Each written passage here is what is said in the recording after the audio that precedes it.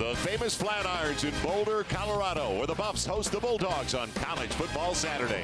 Presented this evening in brilliant high definition by Phillips Televisions.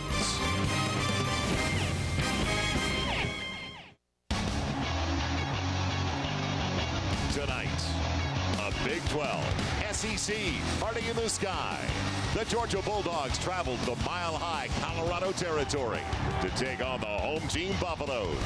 Scotty McKnight, Colorado's go-to receiver, is on a record pace every time he steps on the turf. Georgia freshman quarterback Aaron Murray should be feeling peachy with the return of the Bulldogs star receiver A.J. Green.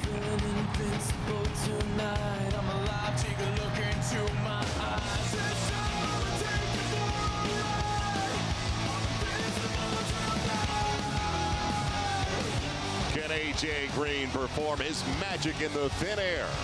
Will the Colorado defense corral the Georgia offense? College football excitement. Georgia battles Colorado. It starts now.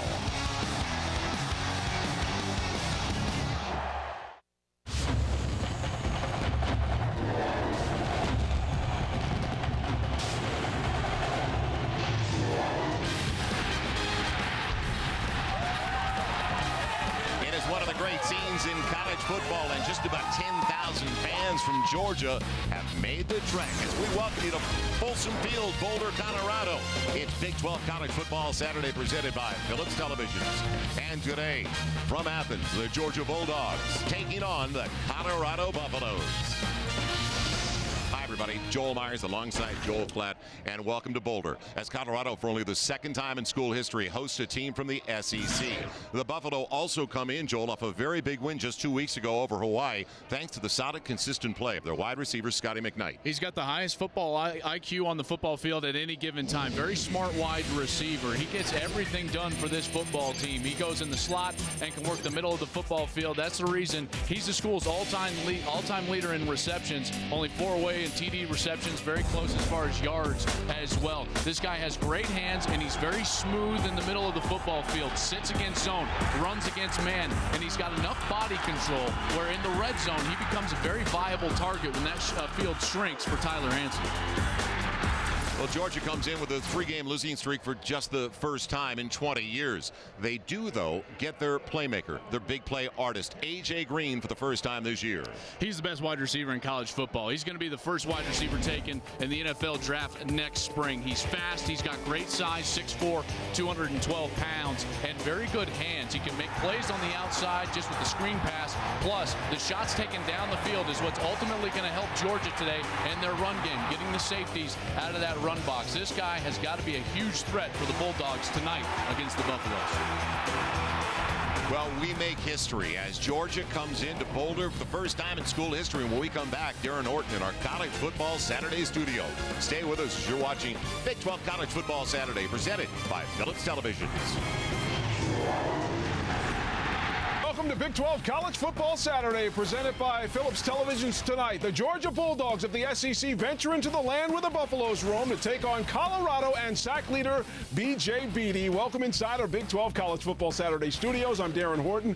First week in October brings us the 105th Red River rivalry, a very important game for 16th-ranked Texas, looking to bounce back from the upset to UCLA. To the Cotton Bowl we go. Number 8, Oklahoma, went right after the Horns. First quarter, Sooners up 7-zip. Landry Jones, sweet pass to Kenny Still, side of the end zone. Oklahoma up 14-zip. Fourth quarter now, 21-10 Sooners to Marco Murray. Tight ropes the sideline, flips into the end zone, and Oklahoma right now, it's over. 28-20 the final.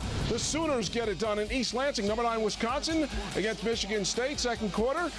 This is Keyshawn Martin fielding the punt, takes it up the middle, cuts it to the right, and he's gone. 74 yards to the house. Spartans would take a 13-10 lead. Then in the fourth quarter, Michigan State up 27-24 on a 4th and goal. Kirk Cousins goes over the top. B.J. Cunningham for the score, and the Spartans get it done 34-24. But up next, it's time to head to Boulder, where the Buffalo faithful are on the edge of their seats. It's Colorado and Georgia. The kickoff next on Big 12 College Football Saturday, presented by Phillips Television.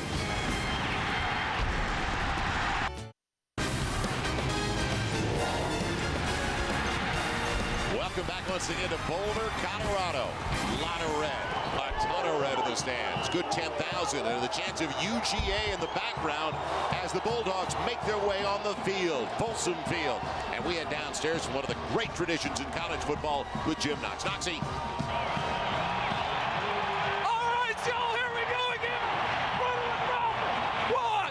They say Ralphie had 4 flat in the 40 just a couple weeks ago.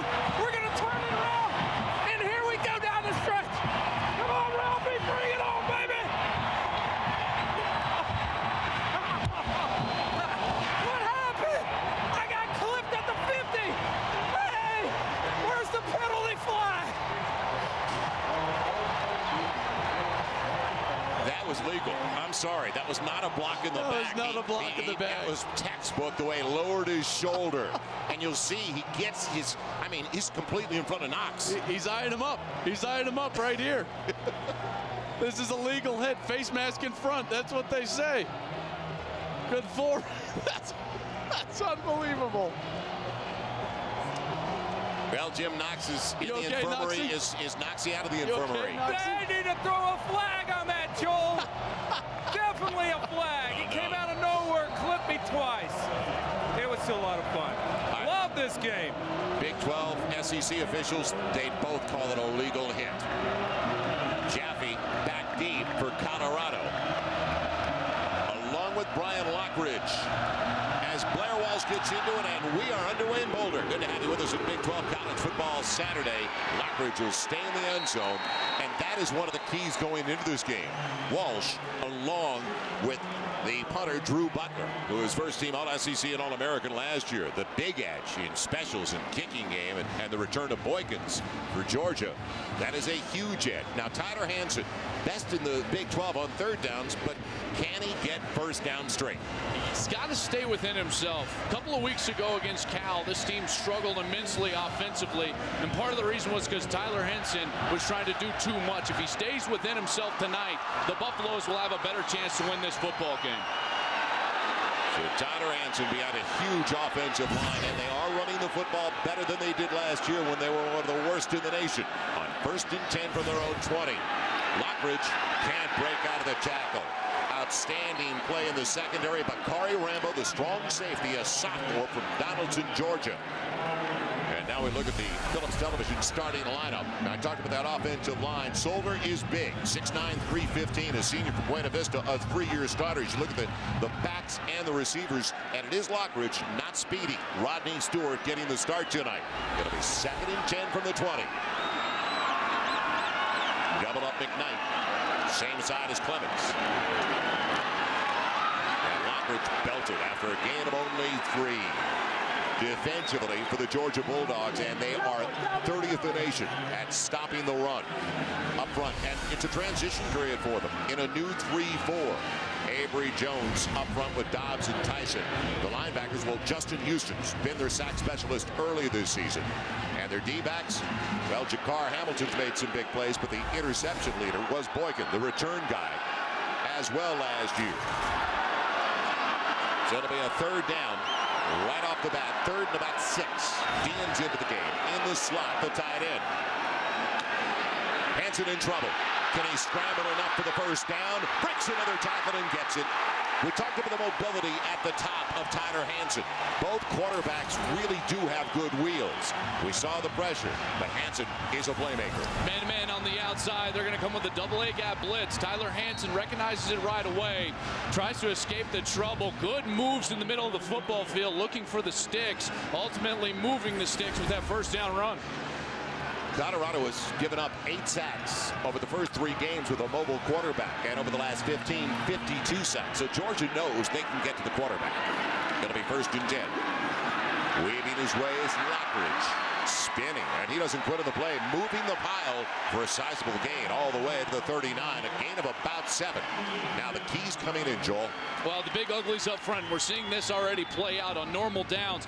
Running the football. Can Colorado establish the line of scrimmage? And then the island affair on defense. The 2 outstanding cornerbacks for Colorado, Jaleel Brown and Jimmy Smith, locked up in one-on-one coverage with the great wide receiver A.J. Green from Georgia.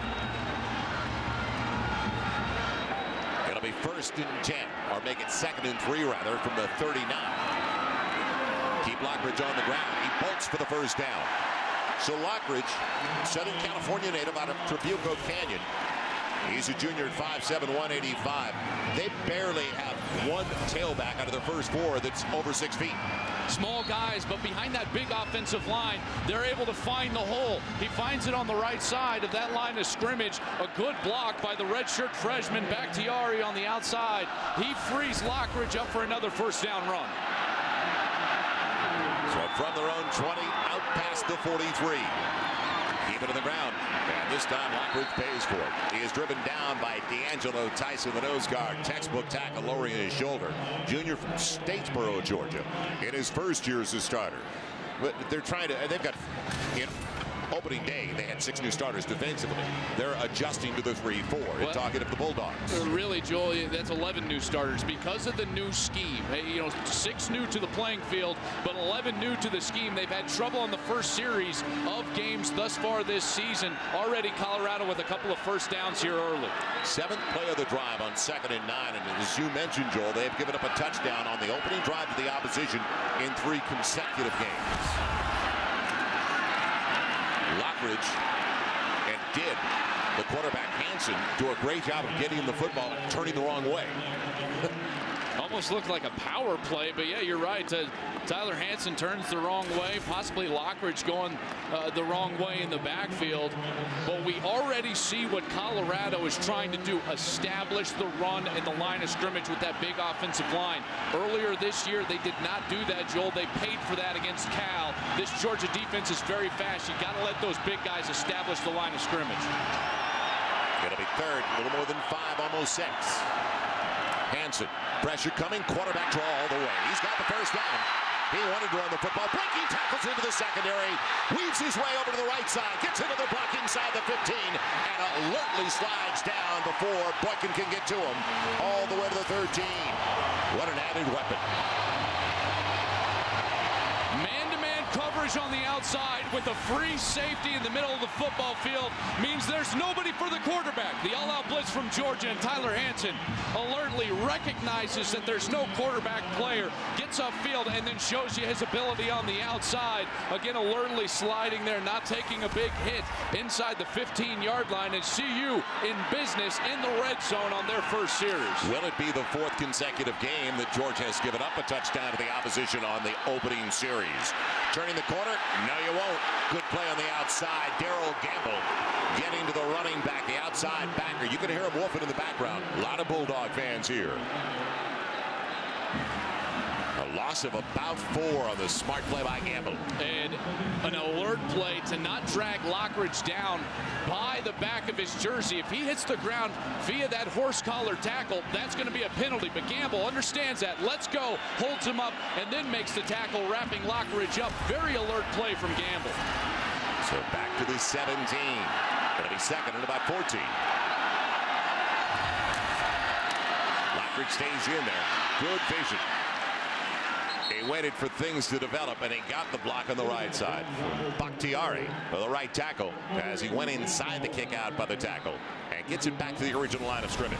Speedy Stewart has better vision than Lockridge, but Lockridge has the patience, waiting for the hole to set up and then accelerating through, getting behind his pads on a physical run on the last play. That's an alert run from Brian Lockridge, who early in this game got the start and has stayed on the football field and run very effectively. The key, though, Hansen, 2 carries, 47 yards, and first downs both times. So 6 minutes gone by on 3rd and 9. Hansen, here comes the heat. The floater over the middle. Clemens has it. He's got a 1st and goal. Will he get in? No. But he's inside the 3. Tony Clemens, a junior from Pennsylvania. He was a transfer from Michigan. Had to sit out last year because of transfer rules, but this guy is a threat anywhere on the football field. 6'2", 210 pounds, and we see the physical nature of the way he runs, not going down at first contact. This will give you a great idea of catching the ball with your hands. That is a very good catch from Tony Clemens. Love the fact that he gets the football early in this game. Inside the 3, it's 1st and goal. Lockridge stays in the I formation and gets popped in the backfield and dropped for a loss. It is Akeem Dent, the first one in there, the inside backer, a senior from Atlanta. So there's no question there's a ton of team speed defensively for the Georgia Bulldogs. They are talent rich. And now can they get the scheme, as you mentioned? They got burned by that speed already a couple of times with Tyler overplaying. Hansen. Overplaying that blitz, going up the edge, not being disciplined in their rush lanes, and Hansen has burned them on this first series. It'll be second and goal from the 4 after the loss. Slide the tight end over. And now looking over to Dean. That's taken away. Outside, wide open. It's a touchdown, but a flag on the play. Flag down to the original line, as taking it in is the tight end Matthew Blair. And will it come back?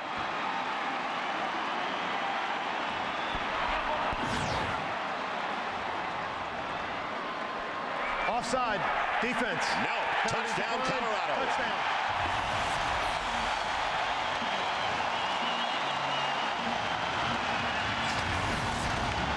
So for the 4th consecutive game, head coach Mark Rick sees his defense victimized on the very first possession. 80-yard drive. And most of it on the ground. Eric Goodman, the senior from Cherry Hills Village, Colorado, the Denver suburb, in for the point after. And nothing's automatic in their kicking game. Placement is perfect. So a shocking start, as in Boulder this weekend they honor the 1990 national champions, and right now the Young Buffs looking like champs on their first drive.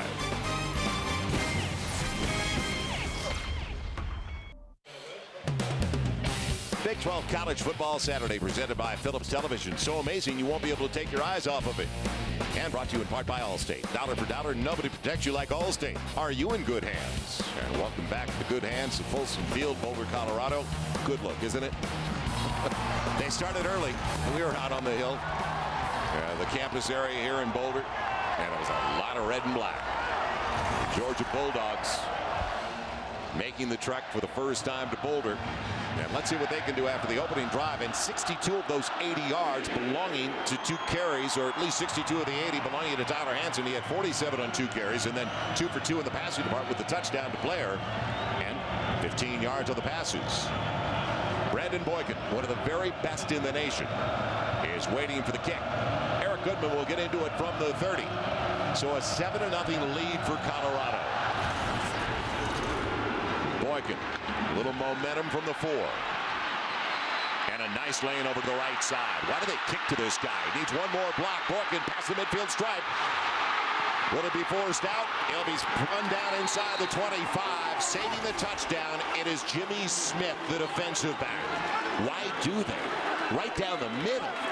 This is a guy who's got 3 kick returns for touchdowns in his career already. You can see why. To be a great kick returner, you got to have great patience early in the run, not run yourself out of a lane. Boykin does that on this play. Great patience, and then once you find that lane, you got to have the explosion to get upfield. Jimmy Smith saving that touchdown for Colorado. So Brandon Boykin, the junior from Fayetteville, Georgia, he did hobble off the field. Jim Knox will be on top of that down on the sideline, we know. And starting tonight is Carlton Thomas in the backfield along with Aaron Murray at quarterback.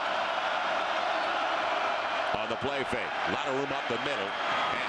And the wing, he's got the tight end. It's complete to Aaron White, the junior from Columbia, Missouri. And back to Aaron Murray, who is right now 4th among freshman quarterbacks in quarterback ratings. And he's done a lot of good things for Georgia. There has not been balance, though. They're missing a typical Georgia Bulldog ground game.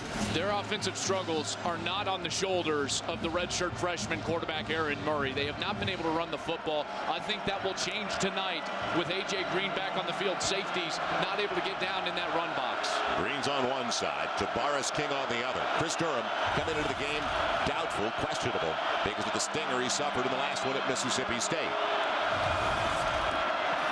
Bouncing outside, nothing there for Carlton Thomas. Shut off on the short side of the field.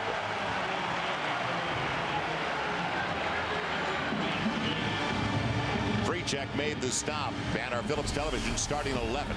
Offensively, the consistent one over on the left side, it is Clint Bowling, his 4th year as a starter. And you look at the backs and receivers, we'll also see Thomas starts, but we'll see with Sean Ely, who has started a couple of games already this year, and Caleb King, the junior from Norcross, Georgia. It is now 3rd and 5 at the 19. In the slot, they bring in Marlon Brown. out of the gun. Boy, his back was wide open still. He found Thomas looking for a block. He's got a first and goal. He'll take that inside the 10. He was open for a while. Jimmy Smith makes his stop. As we look at the Phillips television, starting 11 defensively in the 4-3 for Colorado. Arad, experience up front, who had 6 sacks last year. Alliser Jr. from San Bernardino, California, quickest of the Colorado linebackers, and they have guys that are going to be on Sunday. Jimmy Smith and Jaleel Brown out of the corners for Colorado. And that's not just our opinion. That is the opinion of many pro scouts.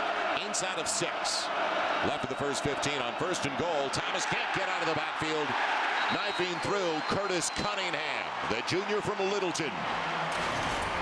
You like those throwback uniforms? The 1990s? Love the unis. Honoring that 1990 national championship team. Number 50, Curtis Cunningham, the junior. He's played since he was a true freshman here in Boulder. A little undersized for a defensive tackle, but he plays really hard. A great motor inside. You saw it on that play, beating the center to the hole across his face. And his granddaddy was a Ram. His grandfather played at Colorado State. He's a Buffalo, though. 5:15 and counting left for the first quarter.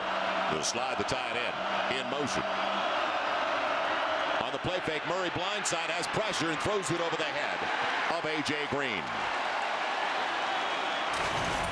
He barely got it away before the blindside pressure. Keys now for the Bulldogs, Joel, coming in. Well, it's going to start with A.J. Green. They haven't had a chance to get him the ball yet on this offensive series. But what is his effect on the defensive strategy for Colorado? And then defensively for Georgia, you got to get pressure on Tyler Hansen. We saw him try to heat him up in that first series, and yet Tyler Hansen alertly took that quarterback draw for a couple of big runs. So the pressure burned Georgia early.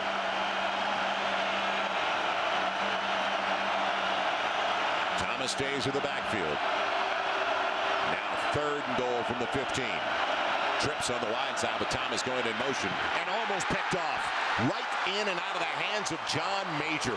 Trying to set up a little middle screen. Trying to get the football to A.J. Green. Very smart on a 3rd down call, but John Major reads it beautifully. He sees the offensive line, A, get out on the sidewalk, and B, try to cut him. You saw the Georgia lineman on his hands and knees. Anytime as a linebacker you see that, get your hands up in the air because you know it's a screen pass.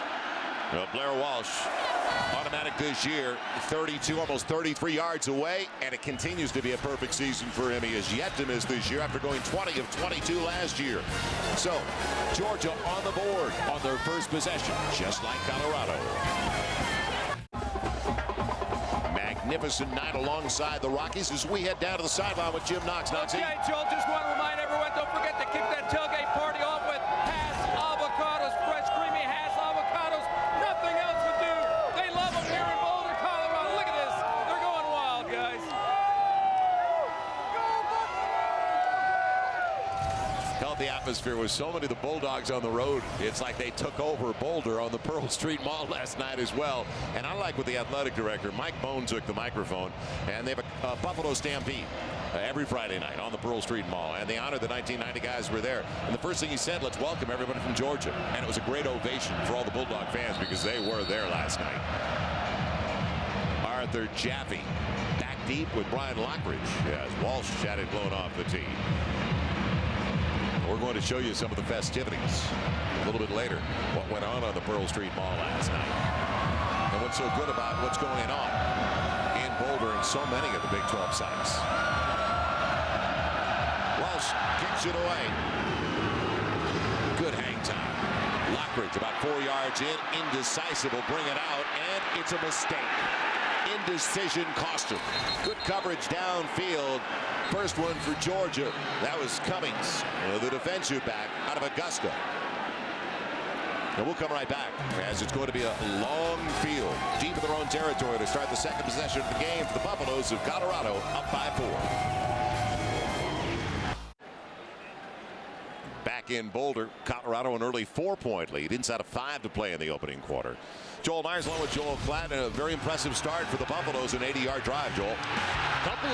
Cover one, which is man-free safety back. Blitzes by Georgia hurt them, over-pursuing the quarterback, and Tyler Hansen able to get down the middle of the football field. Those were the two big plays that set up the red zone possession for the Colorado Buffaloes. And then on a critical third down, finding the transfer from Michigan, Tony Clements, inside the 5, and then Matt Barr, his second catch of the year, ends up in a touchdown for the Colorado Buffaloes. That was a huge first series, the emotion of the 1990 reunion, all those things, and Hansen leads them right down for a score. Well, he accounted for 62 of the 80 yards, whether it was on the ground, 47-15 through the air.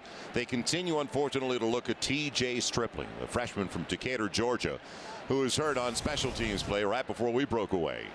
He's in the corner of your screen, got blocked right when his right leg was planted in the ground, re-enters your screen just sitting there. Glad the pile didn't end up on him at the end, but they're working on that right leg and brought the card out, and they'll go in. There is x-ray equipment here at Folsom Field, so I'm sure that they'll go back and try to take every precaution necessary to make sure that they can get him back as soon as possible. Clearly not tonight with this much of a pause and break in the action, looking at that right leg. And you saw Mark Richt there, and now his teammates kneeling in prayer for their teammate. And we spent some time with Mark earlier this week, saw him at the team's hotel yesterday, and he talked about how great their offseason was. And then all of a sudden, a slow start, and how do you deal with adversity? And now early in a game, adversity once again with an injured teammate. We've had to deal with the slow starts all year. We alluded to that fact on Colorado's first offensive possession, the first possessions for this Georgia defense. Good, the Stripling's up now, about ready to go on the cart, but this Georgia defense giving up touchdowns on the first drive, behind early in football games, that style of adversity. They've had off the field troubles as well, even in the administration, and a lot of things to deal with for Mark Richt and the Georgia Bulldogs. And now the injury. How do they respond? This game is a response game for Georgia. They have not lost 3 in a row since 1990. Watch number 44. He just plants as he's being blocked. And he went to the knee right away, his right knee, and he flipped off his helmet like he knew exactly what happened, unfortunately. So our thoughts right now with that young man from Decatur, Georgia, T.J. Stripling. The emotions of the game.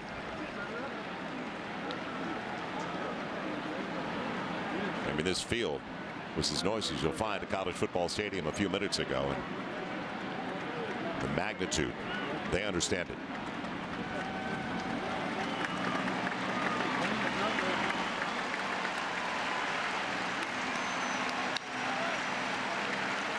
So another one for Mark Richt and the Bulldogs to deal with.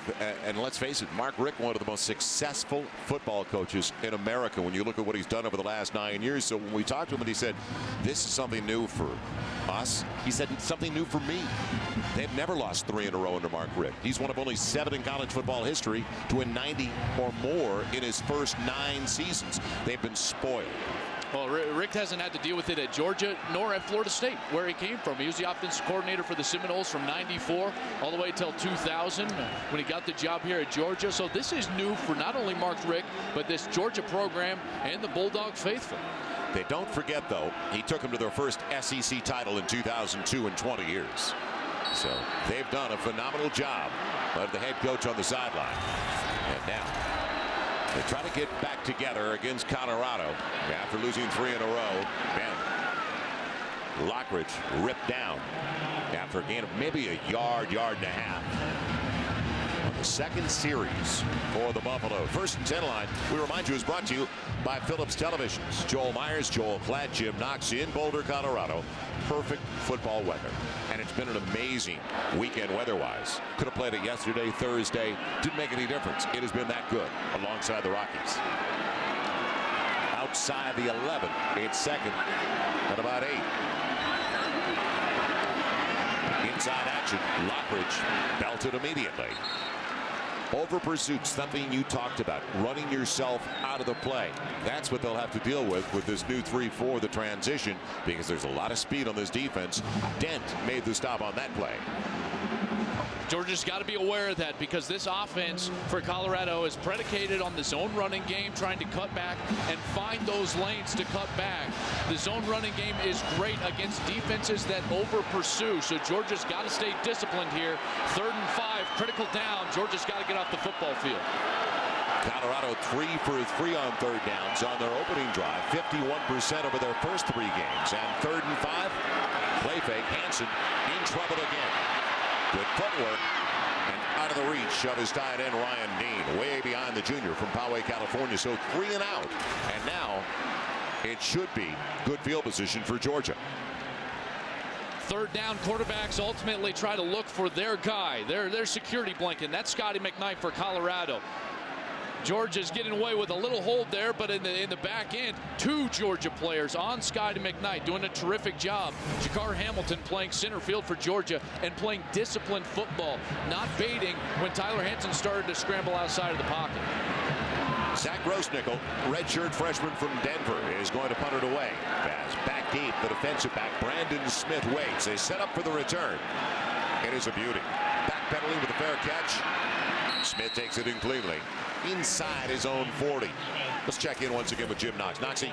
Okay, Stripling is out of the game, as you saw, the carted off the field in tears. It's his right knee. He is definitely through. It could be very serious. Good news in Brandon Boykin right now on the bike, number 2 behind me. He had a strained hamstring. They put a right sleeve on it. Looks like he's trying to warm it up. He'll be back in, guys, as the kick returner. All right, thank you, Jim. So a dangerous weapon. They cannot afford to have him over on the sideline, as you talk about Boykin, who also is a starting quarterback as well. Now the talented redshirt freshman from Tampa, Aaron Murray, out of the gun on 1st and 10. Short field for Georgia. Can they take advantage of it? Ton of time. Swings it out to the flat, and it's dropped by Thomas. He wanted to run. Sophomore from Frostproof, Florida. Just looked away. It'll be 2nd and 10. Murray, a playmaker, a high school All-American, and rated, in fact, as the 3rd best quarterback 3 years ago among the high school ranks. So now early in his starting career. And 1 and 3 coming into Boulder. Thomas gets a little wall over to the right side. Couldn't get that extra block downfield from the wide receiver, Tavares King, but still gets about 5. It'll bring up, make it 6, 3rd and 4. Colorado is going to force Georgia to run the football to beat them. You can't allow A.J. Green to go crazy in his first game back from suspension. There's been a safety over A.J. Green on every single play thus far for the Georgia Bulldogs. They're going to have to find somewhere else to go, or else allow Green to work against that double coverage deep in the secondary. Green has Brown in the slot, wide side of the field. Little check off. 3rd and 4 for Murray. Thomas won't get there. Check to the run. And it's going to bring up a 4th down. So 3 and out with a punt coming up for Georgia. And they waste the great opportunity with the ball right about their own 40 to start the drive. The first half of the Hawaii game for Colorado, Hawaii knocked on the door all first half long. Could have been 21-0. That defense for CU held them to 10 points. And thus far in this game, 2 great opportunities as far as field position goes for the Bulldogs, and they're unable to capitalize. They only get the 3 points, and now the 3 and out. We see one of the best punters in the nation for the first time tonight, and that is Drew Butler, the junior from Duluth, Georgia. Ray Guy Award winner last year is Trayvon Patterson. Is back deep for the Buffalo.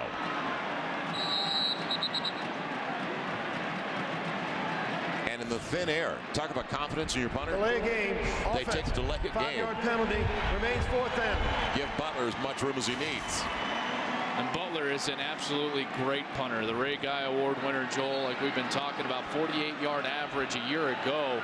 They're just trying to give him a better opportunity to pin the Buffaloes inside of their 10-yard line. Son of longtime place kicker Kevin Butler sends out a very high one, a fairly short one by his standards, and a fair catch taken in at the Colorado 22. They didn't need to take that 5-yard mark off, as it turns out, after only the 38-yard punt.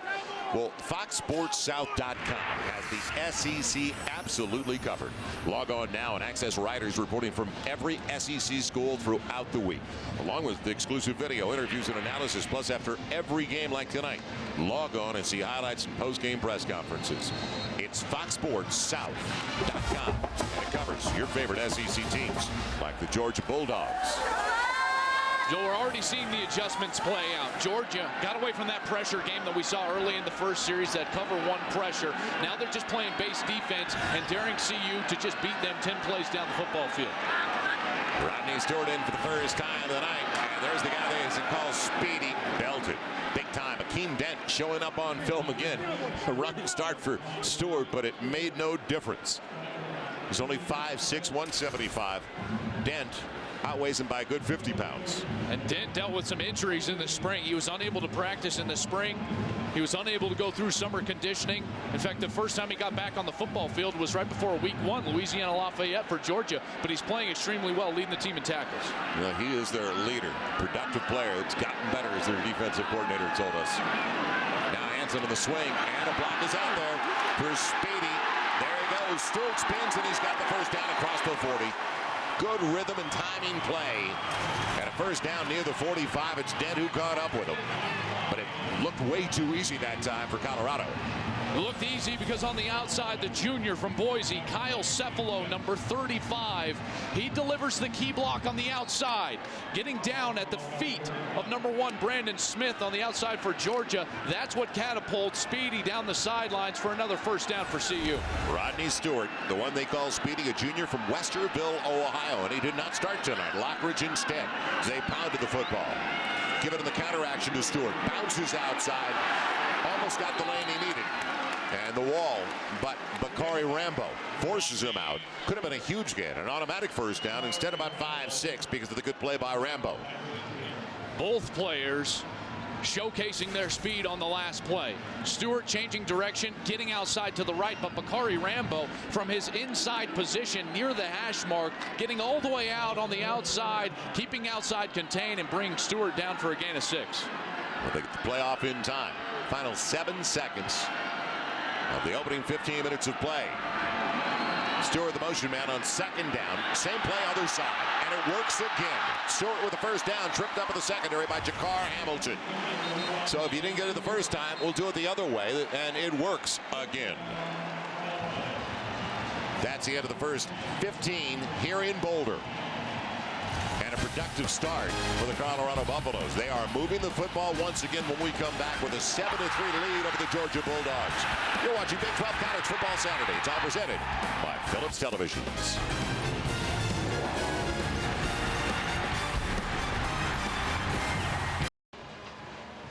Start of the second quarter, our DirecTV game summary, and Colorado doing, as you can tell by the numbers, just about everything they want to offensively so far. And welcome once again to Folsom Field in Boulder, Colorado. Joel Myers along with Joel Klatt, and a surprising start, but Tyler Hansen, almost like a point guard in basketball, has been the catalyst. Well, and Georgia was going to pay attention to Tyler Hansen today, but the problem is you dial up some pressures on third down or even in the middle of the schedule on first or second down, and Tyler Hansen can make you pay. That's what we saw earlier in the football game. And then in the second series for Colorado, Georgia adjusted. They're going to continue to stay in base down coverage, not blitz, not pressure, and force CU to earn their way down the football field.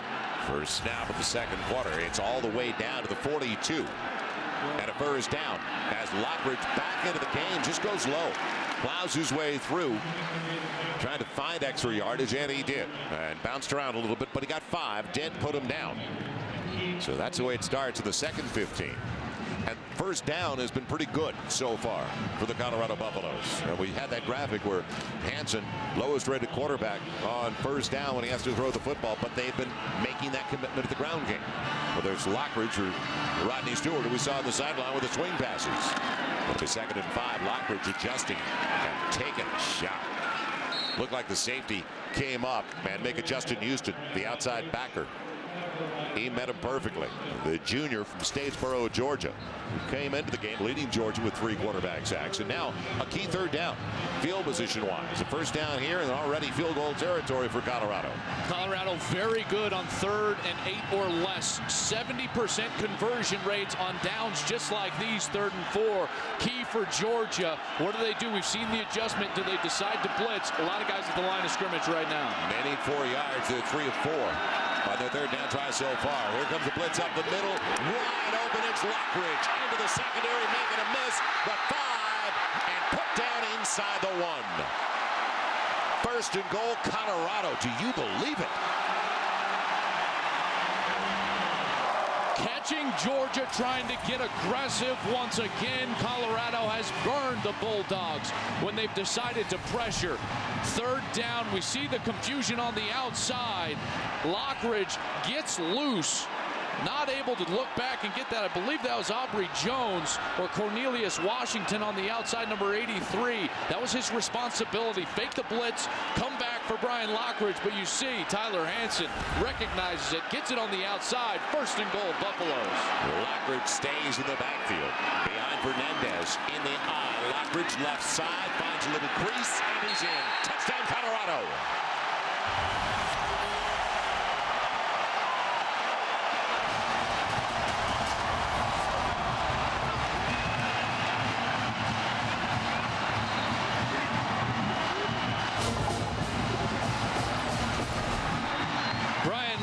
Behind the big offensive line, trying to get that ball in all the way across the goal line. It's very close there. Did it come out before he hit the deck? It's going to be a reviewed play. They're going to go ahead and blow this one dead. Go upstairs and review this play. The previous play is under further review.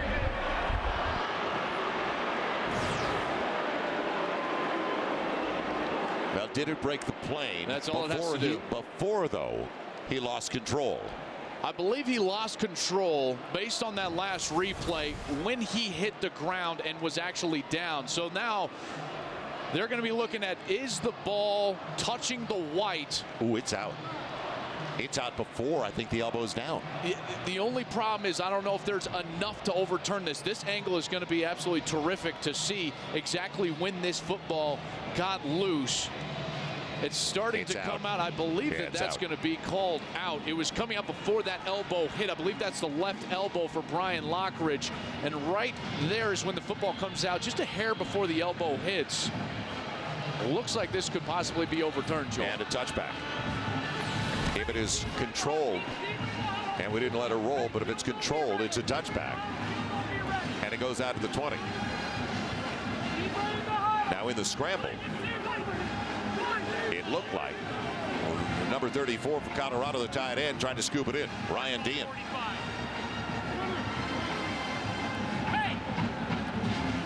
This is a huge point in this game. Whatever this, I mean, this could change the entire complexion of this game. I fully expect him to take the fully allotted time to look this play over because of the magnitude of what's going on in this football game, the type of score that this could be for Colorado. Georgia backs up against the wall right now. Joe, we talked about the big offensive line having to get established early in this football game for Colorado. They've done just that. Allowed this Buffalo team to stay on schedule. Well, their gambles have been, they've burned every time. The Hansen 40-plus yard run, and now we will find out from our referee. After further review, the ruling on the field stands as called. Touchdown. So Lockridge gets it. It's official. But as we saw, it looked like it came out. That was awfully close. But Dean did grab it as it went across the line. It looked like the tight end covered it. Eric Goodman in for the point after. 13-15 left in the half, and a shocking start for Georgia out of the SEC. You looked at this game about 4 or 5 weeks ago, and even a few days ago. You saw enough talent for Georgia that they looked like they had an edge going in. But right now, after the point after. An 11-point deficit. So a stunner early after 2 long drives. An 80-yard drive to start the game, and drive number 3, 8 plays, 78 yards. Took a little more than 3 off the clock. Lockridge with the touchdown, and Colorado leads it 14-3. 14-3 lead for Colorado, but a lot of time left of the first half. And welcome back to Folsom Field in Boulder. We look back on the only other matchup between these two teams. At the time in 2006, Georgia was ranked number 9 in the nation. Well, they were down late in the game when Joe Cox took over for Matthew Stanford. 9:11 remaining. Brandon Sutherland, he found it for 23 yards of the score, the first points of the day. And then with only 46 seconds left, it was Martez Milner on the receiving end of the Cox pass. Extra point was the difference, and Georgia prevailed. Anxious moments, though, as Cox was 10 of 13 in that game, 153 yards as he came on, and he saved the Georgia Bulldogs between the hedges. Now, Mark Richt needs to pick things up offensively. They have been outgained early in this game, 163 yards, just 15 for Georgia. They haven't had the ball much, going 3 and out in their second series, but they're about to get it back after the kick by Eric Goodman. But the bad news for Georgia, Boykin is not back there. Instead, it's going to be Brandon Smith. So here we go. Can Georgia settle in offensively and find a rhythm, a flow? They've only targeted A.J. Green 1 time. I expect that to change on this next series. You got to try to take a shot with your best player. Goodman from the 30, and the line drives a pretty good one. Smith will stay in the end zone, 7 8 yards deep. And as they put it at the 20, it's time for a Phillips Television game break as we go to the studio with Darren Horton. Darren. Joel, one of the most surprising scores of the day coming out of Waco, where Baylor crushed Kansas 55-7. Robert Griffin III, a career day, 380 yards passing, 3 touchdowns through the air, 1 on the ground. 55-7, Joel. We will see Baylor at the Cotton Bowl next week around the Texas State Fair, taking on the Red Raiders of Texas Tech on Fox Sports. So join us next Saturday in Dallas. Aaron Murray, key series with Caleb King taking over in the backfield. Can they shift the momentum?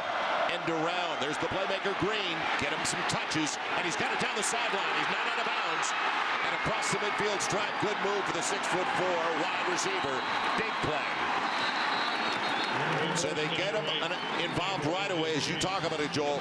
And he's brought down by Julio Brown. And he was close to going out of bounds. If you want to find momentum, you go look to A.J. Green on the outside of that bunch triple set on the backside. This is just a little, what we used to call Fresno, the end around on the outside. And Green tiptoes down the sidelines. And now Georgia, fastball offense on the line of scrimmage. Fullback Chappers is in there, along with Caleb King.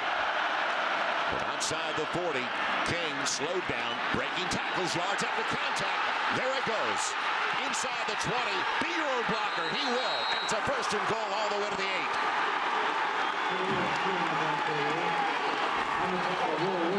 Georgia trying to create some momentum, and they found it. You go to your best player, A.J. Green, and then you go right back, get on the line of scrimmage, and allow the big uglies to get the blocks up front. And then the elusiveness and the yards after contact, lowering your shoulder. Scouts are going to love to see this from Caleb King, the spin away from a very good cornerback, Jimmy Smith, number 3 for Colorado. And then at the end, lowering his shoulder, being physical right along the out of bounds there. Well, they had a 1st and goal on the first possession of the game. Had to settle for 3, 1st and goal. With counter action, quarterback Murray keeping it. Can he get to the corner? Turns it effectively past the 5, down close to the 3. Showed his escapability, like we talked about Tyler Hansen. Good wheels. Mainkey made the stop, tripping him up just barely. Good athletic ability for Aaron Murray. But you can tell he's a redshirt freshman, Joel, because he just invites the contact as he goes down. I can tell you firsthand, that hurts right there. Ron Collins, the defensive coordinator for Colorado, he's not too happy with this drive. After all the momentum was with Colorado, Georgia answers the bell on this series. Quickly, just 3-4 snaps later from their own 20, 2nd and goal to the 3. Run Brown in motion. Go the other way with King, trying to cut it back, but there was penetration up the middle. And an outstanding play made underneath. You talk about one of the big uglies, Marcus Harrod. The right end, the senior from Escondido, got underneath. Colorado does a great job of filling the backside cutback lane. Caleb King needs to understand, if you want to cut back in the zone play, Joel, you've got to go north and south and not cut all the way back to the left side of the line of scrimmage. Get behind your pads. You're inside the 5-yard line. Georgia 1 for 3 on the third down tries. And they capitalize after the great big and explosive plays they got. Green and King. And what a play going up. A.J. Green bringing it down. Classic catch. Touchdown, Georgia.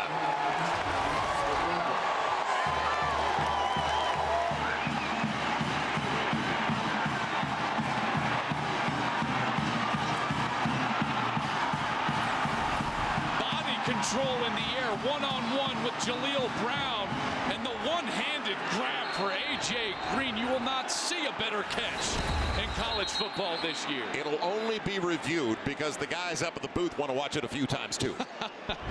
Timeout. It was that Colorado. good. This is their first of the first half. Colorado calls the timeout. Maybe they were mesmerized by the play as well. Well, Colorado wants the booth to review this one-on-one coverage on the outside. This is exactly what you want if you're A.J. Green. And he's inbounds. That is a sensational catch.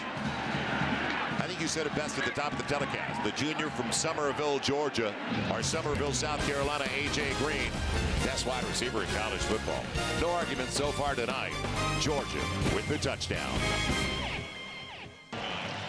They are still buzzing in Boulder after the catch by A.J. Green. Do you think the Bulldogs missed him just a little over the first 4 games? They absolutely missed him, and more importantly, Aaron Murray missed him. They officially did look at this play up in the replay booth.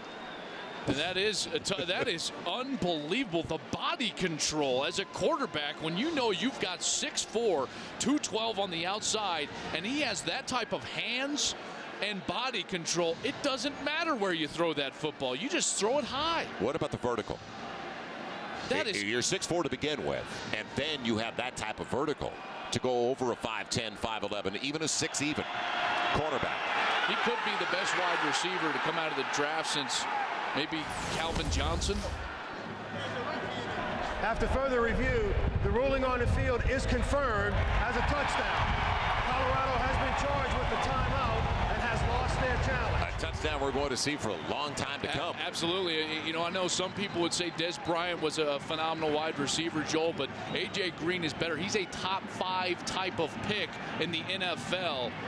That was an amazing catch in the end zone. And comes through with the big plays like we just saw. He's got 14 touchdowns over the previous two seasons, and his ratio on TDs to catches is very strong.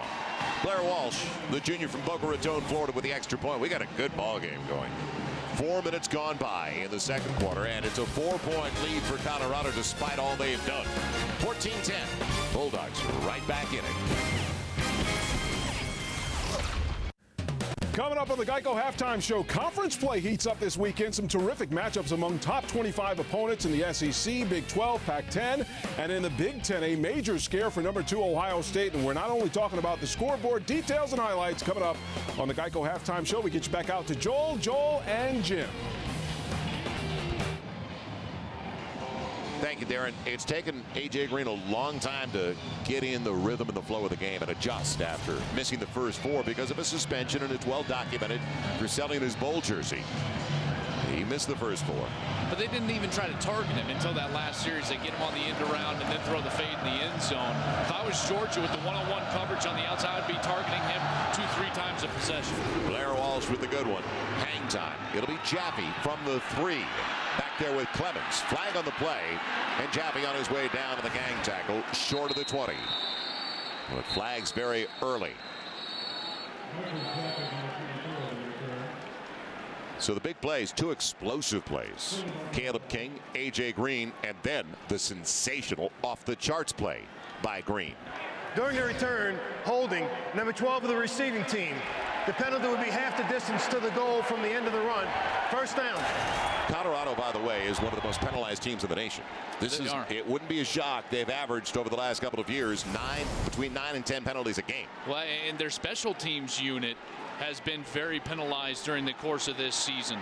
This football team has been penalized coming into this game 28 times. 16 of those have been called on the offense, 8 on the special teams, only 4 on defense. You got to clean that type of football up, because this is the product of undisciplined football inside the 10-yard line, with Georgia having all the momentum after scoring a touchdown. Give you an idea, Colorado 28 penalties over the first 3 games this year, only 14 for the opposition. So here we go. Hansen out of the gun. Rodney Stewart to the backfield. From his own 10, quick one on the out. It's complete to Trayvon Patterson, but good coverage on the outside as he's belted immediately by Cuff. Cummings actually started the sophomore from Augusta, but they were going to play both the senior Cuff and the sophomore Cummings. This year is his first real playing time. Speaking of Vance Cuff, good skills on the outside, can cover one-on-one for Mark Richt and that Georgia defense. And you saw the skills closing fast on Trayvon Patterson on the quick out route. After the gain of a little more than 3. Taking it on the run. Patterson ripped down by Dent. Boy, he doesn't miss a thing, doesn't he? Hakeem Dent. The inside backer, the senior from Atlanta. Another solo stop, staying at home on the plays. We head back to Jim Knox. Knox? Okay, Joel, A.J. Green just got up from the bench. Head coach Mark Richt came over to him and say, hey, welcome back, great play. And tell you what, the fans here at Folsom Field right on top of the players. You look at these Georgia fans, they're basically giving him high fives as well when he came to the sideline. There's absolutely no room on the sideline at Folsom Field. 0 room. Yeah, they pack him in. When they say hit the wall here, you can truly hit the wall. In trouble, grab made by Stewart, nowhere to go. Flag on the play. Was there a late shot on the quarterback? Were they ever on top of the situation, though? Staying at home is Justin Houston. They're going to get Darrell Gamble here. It's just a question of whether it's going to be targeting or a late hit on Tyler Hansen in the backfield. Both are going to be personal fouls here. Personal foul, roughing the passer. Number 50 of the defense. The penalty would be 15 yards from the end of the run. First down. The senior Gamble, as you mentioned. Live, this did not look like a roughing the passer. They're trying to set up the screen off the play action for Tyler Hansen, and he literally just throws it right over Gamble. I don't know what Gamble is supposed to do there. There's no way to hold up. He's inside of a step. Fortunate call for Colorado. That was a very ticky-tack call as far as roughing the passer goes. Gamble feels the same way.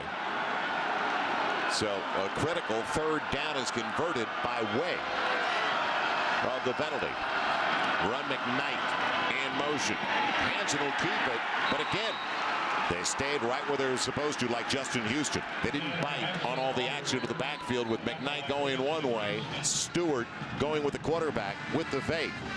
And the quarterback Hansen is put down. So no gain on that carry. And the 1st and 10 line is brought to you by Phillips Televisions. We continue from Folsom Field with 9 minutes and counting left in a very entertaining first half. The SEC in Boulder for only the 2nd time in school history, and with good reason. When LSU came here in 1979, they left with a 44-0 win. You don't invite them back after that. They run the H-back in motion. Now here comes the heat on Hansen, a hold, and they got away with it. Hansen breaking tackles, goes across the 34 to the 35. You're right, 83. Cornelius Washington was held on the end of that line of scrimmage as Hakeem Dent is down. Here's Cornelius Washington on the outside, and he's going to find himself on the inside out of his rush lane as he spins in. And when he tries to spin out, Big Nate Solder on the outside, the great NFL prospect for CU, did get away with just a little bit of a tug, allowing Tyler Hansen to get to the outside. This is the matchup, Solder against Cornelius Washington, the 6'4", 260-pound sophomore. And when he's spinning away... Yeah, unfortunately, one of the Bulldogs is down right now, and the one who leads him in tackles so far with 8 stops. Hakeem Dent will come back with an update in just a moment. Big 12 College Football Saturday presented by Phillips Television. So amazing you won't be able to take your eyes off of it. And brought to you in part by Hass Avocados. Kick off your party with fresh, creamy Hass Avocados. Nothing else will do. Just ask Jim Knox. If you didn't see it earlier, we'll show it a little bit later. Boy, Knox taken out on specials teams performance before the game ever started. I mean, you talk about buckling it up. Jim Knox had to buckle it up before the kick. He ran with Ralphie. He didn't account for Ralphie's handlers. It'll be a big third down for the Buffaloes now. Momentum shifting in this game. Will it continue to be that way on 3rd and about 4? Hanson out of the gun, in trouble, and over the head of his intended target, Richardson, and closer to the defensive back Cuff on that play. So Houston was over there. It was over the shoulder of Cuff. And the pressure got to Hanson, but they give up a lot of sacks. They ran the ball effectively, the Colorado Buffaloes, to start the game, but they can't lean on Hanson to throw the football. Well, what we've seen Georgia adjust to is the fact that they've got burned early in the game, bringing pressure. Now they're letting their front four kind of get after the quarterback and just cover deep. Hanson, the last 2 third downs, has been unable to find somebody down the football field. Sophomore from Atlanta, Brandon Smith, waits for the punt from Grossnickel. Low wobbler. Making a miss early. Got a block on the sideline. There it goes. Across the midfield stripe. And Grossnickel comes up to help out and make the play along with Jaffe. Great field position, though. A short field now for Georgia. And they start in Colorado territory for the second time over their first 4 possessions. 34-yard return. You called it that low kick, and you're unable to get your coverage team set up in their lanes, in their rush lane responsibilities. Smith very close to the sidelines, trying to tiptoe. Now Teal, I the think toe his is heel up. was up. Yep. And he was able to stay in bounds. Terrific return from Brandon Smith. Looked like a good 3-point shot to me. Inbounds and beyond the arc. That's right. From the 39, 1st and 10 in a 14-10 game. 8 to play, 3 timeouts on the board. With Green in motion. Play fake. Looking. Green available over the middle. Touchdown, Georgia!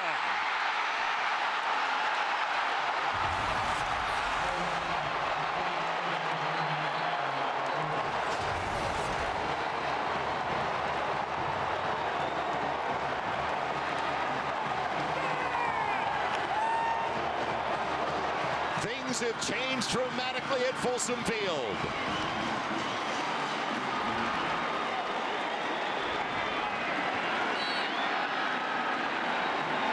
So a long time-consuming drive by the Bulldogs. Walsh for the point after. And now 14 unanswered.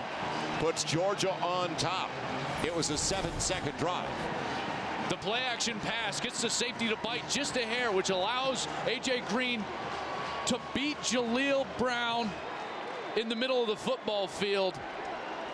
Targeting A.J. Green, we talked about the fact that it was of the utmost of importance. Brown with the outside leverage, and Green runs right by him. The long strider and the speed of that 6'4" frame, able to get right down the middle of the football field, and that was an absolute strike given on the play-action pass from Aaron Murray, the redshirt freshman quarterback.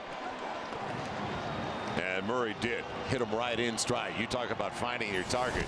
A.J. Green, 2 catches this year, 2 touchdowns. That's a good percentage. Slow start. And think about this. They've run 4 offensive plays. In their last 4 offensive plays, Green has gotten the ball 3 times, and that's when they've gotten started offensively, scoring their 14 points. The reverse, the great fade pass in the back of the end zone on the first touchdown, and then the long play action post to Green down the middle of the football field for another touchdown.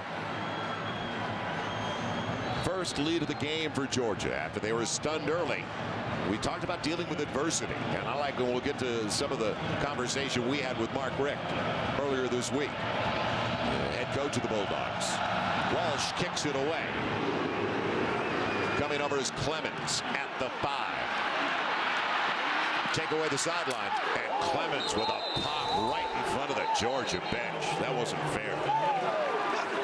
Ogletree, safety out of Newman, Georgia. The freshman made the play. This is what we've seen from A.J. Green today. His first touch of the season, tiptoes down the sidelines, a big gainer setting up Georgia for then this play. the fade route, and one of the best catches you're going to see in college football all year long. The first play on the next series, you go up top, target the big play wide receiver, and another touchdown for Georgia. It's no secret this guy is one of the best players in college football, and when they started to target A.J. Green is when the momentum transferred from University of Colorado to Georgia. Out of the gun. Hansen keeps it himself.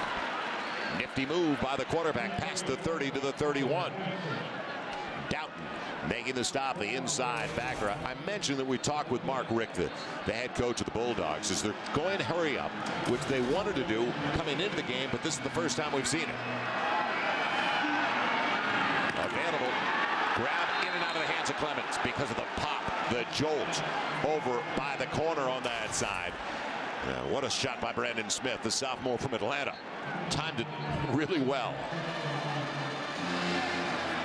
This hurry-up offense is what got them going in the second half against Hawaii after being down 10-0 at halftime. Going to it now in the second quarter. Still a lot of time left in this second quarter. They scored 31 in the second half. Unaccounted for, but not too late getting over there as they pick up Ryan Dean.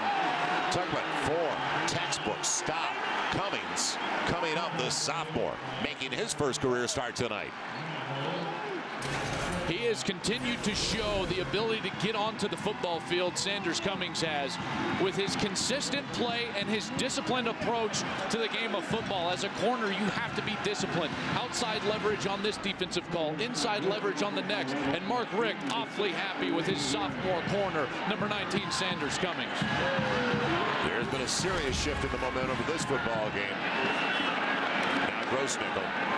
Last one returned, hangs up a good one, tries to pin Logan Gray to the sideline, but he gets a block and he gets a big lane past the 40 and chopped down going across the 42-43 with a flag on the play.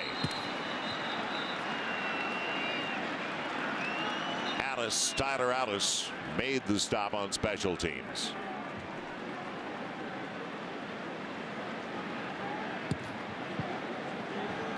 Now what will the flag be about? It's over here about the 40-yard line of Colorado, the 39-yard line on the sidelines. Possibly one of the attackers on the outside for Colorado getting pushed out of bounds and then trying to run out of bounds for an extended period of time. Joel, you've got to get back inbounds if that is the call. That's where the flag seems to be.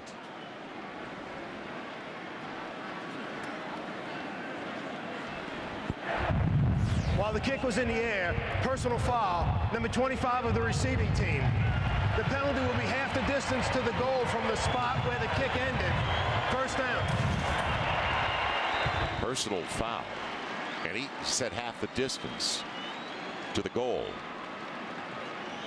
That would be the largest mark-off we've ever seen. Well, they're throwing the flag actually at the 26, so he's accurate. It is half the distance. Instead of 15, it's going to be 13. And it looked like the flag was upfield more. It did. Now Georgia having to start inside their 20. Mark Richt, one of the most successful coaches in college football. Those 90 wins coming into this year in his first 9 seasons. He's one of only 7 coaches in the history of college football to do that in his first 9 years as a head coach in college football. One thing that stood out with me when we talked to Mark Richt earlier this week, he said, don't let the last 3 losses beat you this week. Don't let it linger. Don't let it impact you. So far, so good. Now it hits the ground. Off the fingertips on the low throw to A.J. Green. He had Brown out there for the kick-out block, Marlon Brown, and it looked like Brown was going to account for the man downfield. It could have been a big play. Instead, 2nd and 10. Ball might have been tipped, at the line of scrimmage. Looked like Murray had a hard time getting that ball from the center. On the quarterback exchange, center quarterback exchange, he was unable to deliver a strike to A.J. Green on the outside. Can Georgia run the football because most of their rushing yards came on the Caleb King run and the reverse, the gadget with A.J. Green. Now Murray on 2nd and 10. The long throw to the sideline, and Green almost got the best of Jaleel Brown with that little deke inside. Almost found the sideline again. Guy that made this play happen is Caleb King. Gets the play action pass, fake, rolls over it, and allows the defense to react to it. Aaron Murray sets up in the pocket beautifully. We see Caleb King, after the fake, even get a block on the outside against Patrick Mankey. That's what allowed Murray to get the ball outside to A.J. Green and make it a manageable third down situation now at 3rd and 2. Chavis is in their fullback, and they were looking forward to his return because he missed games with an ankle injury. Caleb King sets up in the eye. Murray out of the edge. Wide open receiver, and he's got the first down. Just barely spun down. Taking it in over to that side, the tight end Orson Charles, the sophomore from Tampa. You like that action, don't you? I love the ball handling from Aaron Murray, extending the ball, letting the defense see it, and then bringing it right back to your belt. That is textbook from the quarterback position, and then getting his left shoulder all the way to the throw spot, Joel. A lot of quarterbacks, especially young quarterbacks, don't do that. Murray did on the last play, allows him to deliver a strike and get a first down. 5.5 to play in the half. The drive is still alive for the Bulldogs, up by 3. Adjusting nicely, cutting it back against the grain. They wash it down over to the left side. And he's got it to the midfield stripe for a big first down run. When Georgia can't run the football, it seems like something's wrong in the SEC. They came in averaging only 124 yards a game on the ground, and that stood out more than anything else. And they want to play the hot back, and right now that's Caleb King, number 4 for Georgia, the junior. You see downfield, number 77 is going to pop into your screen. That's Trenton Sturdivant. All the way downfield, 10 yards down the football field, getting a block, and it's no secret. You get A.J. Green going, the safety's back up, you can run the football much more effectively. It's 171 yards on only 19 snaps for Georgia. So you do the math. Plenty of big plays. Murray out of the gun again. Man, a huge hole over to the left side as Alien for the first time holds on to the football, and I bring that up because he's had 2 crucial fumbles. They've both been inside the 5. He's brought down by Uzo Deribi. What a nice first run for the young man from Stillmore, Georgia. On back-to-back plays, big number 77 Sturdivant with critical blocks. Last play down the football field. This play covering up the outside linebacker, number 58 Tyler Alice, allowing Washawn Ely to get down the football field. That's a big-time block from the big fella down there playing left tackle. And you saw the brace, Joel, is coming off a knee injury. He looks bigger than 6'5", 310, doesn't he? On a first down. It's Murray, wide open A.J. Green. How do you not account for him? Green into the secondary and a first down, forced out by Brown at the 20. How is he uncovered? The deception, the play action pass. We used to call this a slide. It was a boot slide, bringing a player all the way across the formation. It looks like Green's going to go all the way block down on the outside linebacker. The fast flow after a lot of very effective runs for Georgia gets the defense going, and Green is wide open. But again, the ball handling of Aaron Murray is causing havoc now on the Colorado defense. King back into the game as they continue to keep it fresh and alternating back in there. King over to the right side, finds the lane, hits it hard, but an equally outstanding play. Coming over, Curtis Cunningham. Second big stop he's made on the back of Caleb King. Was a sturdy back himself at 220 pounds at about 5'11". So now a 2nd and 8. Clock rolling with 3:38 to play in the half. Things have totally turned around in this game. At one point I mentioned it was 163 yards to 15 in favor of Colorado, and that was after each had 2 possessions. King stays in there. He's got 4 carries for 55 yards. 2nd and 8. Keep it on the ground. King sliding up his right tackle. And shutting him down. They put him down at the 15. Brown coming up out of the secondary. And also a strong safety who was victimized on that A.J. Green play so close to the line, Anthony Perkins. On Aaron Murray showing his knowledge of the football game, checking the play. He's going to bring his hands back, and this, what he's doing, he's going to signal to the tailback Caleb King with his hands. We're going to the opposite direction. Now the calls are made up front. We're going to run to the boundary side, and that's what enables that run to be effective. Now 3rd and 5, manageable situation for the Bulldogs. It's a mature redshirt freshman, as you mentioned, from Tampa. Again changing the play. Play clock all the way down, and alertly, before that cost them 5, with a second left on the play clock, uses their first time out of the second half. His coaching staff has to like what he's doing. Love what he's doing. This right here tells you that he's a student of the football game. He understands what he's doing. He has control of the offense, Joel. How many times do we see the sidelines have to take that timeout as the clock is winding down? But as a quarterback, that's your responsibility. And the redshirt freshman Aaron Murray is doing an outstanding job on this series. Ever since they got A.J. Green going, now Murray can settle in, and all he has to do is be a game manager. He doesn't have to go and have the weight of the world on his shoulders. He knows he has a great player out there in A.J. Green. Now he just has to manage the situation. What he did on the last play, changing the direction, and you remember that's part of the process. And then he was changing the play, takes a timeout, doesn't get knocked back 5 yards. You remember what Mike Bobo, his offensive coordinator, told us earlier this week? He said, this young man, he comes in practice 3:30, he's 12:15, 12:30. He comes in to start studying film. And he studies film all night long. And now he's looking at a 3rd and 5. Chapter 15 of the Buffaloes. Need to get it just barely inside the 10. Out of the gun. Middle of the field. He's hit as he releases and out of bounds. Grab made over there by Charles. And Mainkey hit the quarterback. The pressure came. They call this an interception. No, Jaleel they're Brown. going to say Brown actually brought it in inbounds. Jaleel Brown gets this main key with the pressure on Aaron Murray. This causes the football to float into the back of the end zone. Jaleel Brown comes down with it, and yes, his foot was in bounds. I didn't think he had possession. Thought it was out of bounds completely, and it's a good call on the side as that takes away a guaranteed 3 with the way Blair Walsh can kick. So Mark Richt in disbelief on the sideline as well. Jaleel Brown with the pick. Well, they want to look at it again, but they'll see what we just saw. And I thought from all the way up here, he was out of bounds, but he got a foot down with control.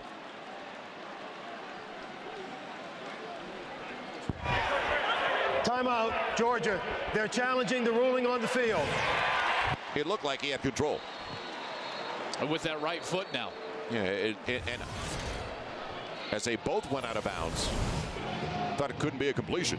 Another angle. Jaleel Brown going back over his shoulder, and he has the football there with that foot in bounds.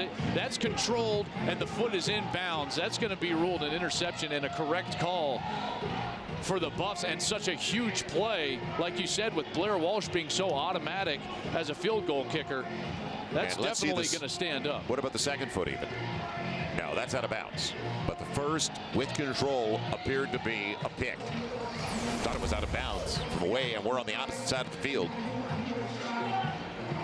But that is a huge play with all the momentum belonging to Georgia with 2:19 left in the half. And it looked like a 6-point lead as a lock from an extra 3 if they couldn't get the first down.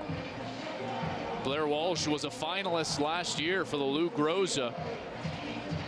He was 20 of 22 from field goal range and 4 of 5 from 50 plus. He's made 102 consecutive PATs coming into this football game. So the lock of 3 points taken away by the tremendous catch in the back of the end zone and interception by Jaleel Brown, a guy who will play on Sundays. A tremendous talent. We've seen A.J.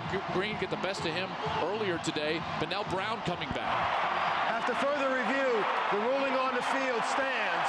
Interception, first down on the 20-yard line. It looked from way up here on the opposite side that it was out of bounds. Before Georgia called timeout the challenge, therefore Georgia will not be charged with the timeout. And is it up to Orson? And I'm talking about the tight end. Is it up to Orson Charles to all of a sudden play defensive back and make sure that you pop it away from the D-back? That's Punch tough. it away. That's tough because Orson Charles also had just as good of a chance to catch it, Joel, for a touchdown. At that point, I think you have to go for the catch, but you do bring up a great point. Let's head down to Jim Knox. Knoxy. Joel, Akeem Dent, the fine linebacker for Georgia, out of the game right now. Knee injury. They're going to look at that at half. We'll see what happens. And how much does Colorado gamble as we thank you, Jim Knox, downstairs. We'll keep it to the ground. Rodney Stewart will keep the ball as they tried to rip it away. And goes down to the 22. So still 2 timeouts for both Colorado and Georgia. Hurry up coming from Colorado on 2nd and 8 at their own 22. 2 minutes is a lot of time in college football. You don't necessarily have to be in a rush. You just have to have a sense of urgency on the football field. Hansen looking for Scotty McKnight for the first time, and he's got the first down across the 30. And goes out of bounds. That'll stop it at about the 35. And Scotty McKnight continues his consecutive games with a catch, now at 41. That's a tremendous mark. Just an easy out route for Scotty McKnight. That's the exact type of completion you want as a quarterback, Joel, in this situation. Something on the edges that can move the chains and stop the clock. So from the 35, Hansen floods the left side. Behind Dean, intercepted. Picked off. Look at I found. Coming up with it, Marcus Doughton. So the gamble. Do they go to the locker room? Only trailing by 3. No. They wanted some more points. Trying to take the lead. Will it backfire as Georgia gets it back? Now some flags. We got some jawing going on the field. Coaches are not going to be happy about this. This may go against CU. So another short field. What an athletic play from Doughton. Right, off the deflection. Kind of on his back shoulder off the deflection from Ryan Dehan, the tight end for University of Colorado. Poor throw from Tyler Hansen on the back shoulder. There are 2 fouls on the play. Both occurred after the play was over. Personal foul against the intercepting team, number 25. Personal foul against the offense, number 17. The fouls were continuous action and therefore will offset. Another look at the interception. He's upset Vance Cuff, and that's who he's talking to, was called for the personal foul. Hansen never settled himself in the pocket, and that's why this ball is high and away from Dehan. Unable to follow through and get that ball down to the right side, and Doughton with the incredibly athletic play to intercept that pass and give the Georgia Bulldogs another opportunity to put points on the board. Carlton Thomas takes over in the backfield. Now send Chappis, the fullback, to join him. On the play fake. A lot of time for Murray. No. Pocket collapsing. Adjusts and throws it low. Chappis was available, but Cunningham right in the face of the quarterback. I've got to credit Jimmy Smith, because anytime you see a big play action, you think one thing for Georgia, and that's A.J. Green. Jimmy Smith on the outside, number 3, the cornerback for Colorado, blanketed the great wide receiver from Georgia the entire play. He was unable to come open. That's why Murray had such a hard time in the pocket trying to find a target down the field. It's the 3rd time, Joel, that Georgia has started in Colorado territory. Over the first 2, all they had to show for it is a Blair Walsh field goal of 33 yards. Their first series of the game after the big boy can return. But they get points before they go to the locker room. Pocket holds up, running room instead. It's A.J. Green available and knocked away at the last second. What a play by Jimmy Smith. It hung up a little bit too long. And that's what Green is saying to his young quarterback right now. Throw it up to me, big fella. I can go get it. I'm 6'4", 212 pounds. Jimmy Smith working against A.J. Green, and Green has a step. All Murray has to do is put this back towards the back of the end zone, but because the ball floats, Jimmy Smith with his good recovery speed, able to get up there, lengthen out. He's big, he's 6'2" as well, and bat that football down. The senior from Colton, California, Jimmy Smith, saving a score. And now what will it be on 3rd and 10? Bringing the blitz. Murray with time underneath. He's got his tight end White, and he's got the first down. That'll stop the clock, as he's dropped at about the 26, minute 18 left in the half. Jaleel Brown on the hit. You got to understand situational football in these situations. 3rd down, Aaron Murray knows he doesn't have to go to the sidelines to stop the clock. You can stop the clock with the first down plus. You're in plus territory. Clock's not a factor. Go underneath to your tight end, move the chains.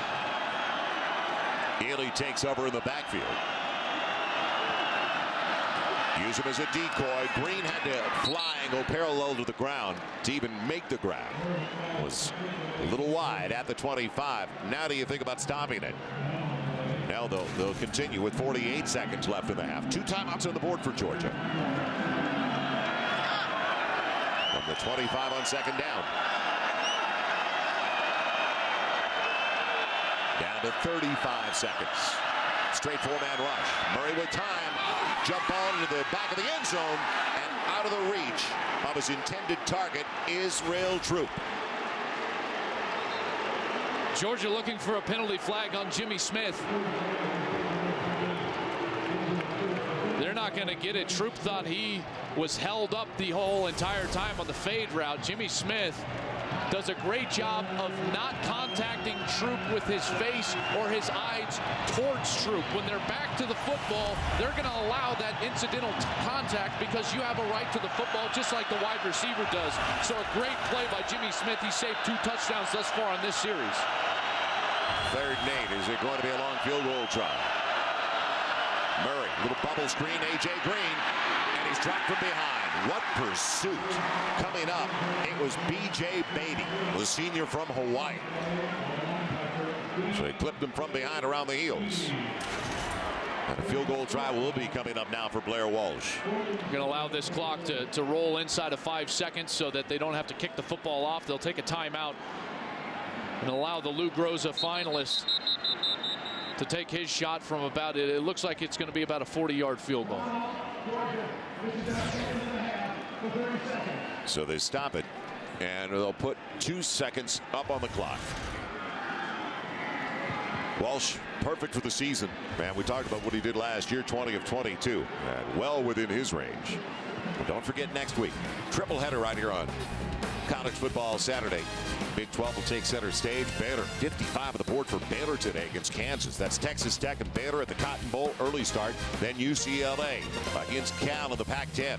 And Colorado with Missouri, a night game at Mizzou. And what about the numbers for Robert Griffin today? He only accounted for 444 yards of total offense. Not a bad day at the office. I tell you, this guy is special.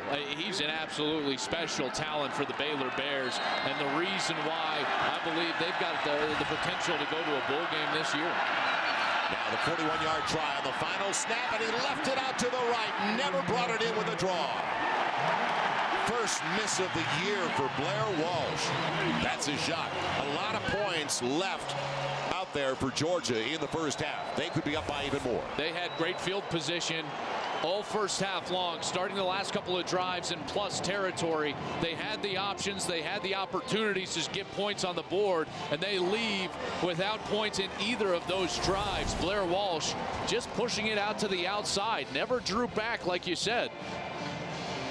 And Dan Hawkins and the Colorado Buffaloes have got to be happy about this. Sailing wide right with some motivation going into the it looked like over the first momentum. The first 30 minutes should have been more points on the board. We go down to Jim Knox. Knoxy. All right, thank you, Joel. Coach, I tell you what, it took a little bit to get that offense going, but once A.J. Green got involved, you guys got going. Well, that was, I don't know what took us so long to get him the ball, but the easiest way to make sure he gets it is to hand it to him on that reverse. So that's what we decided to. We had a couple of other plays that could have gone to him, but we had to just make sure he got it. I appreciate the time, Coach. Halftime in Boulder, Colorado. Georgia leading the Colorado Buffaloes 17-14 right now. Time for the Geico Halftime Show with Darren Horton. Darren?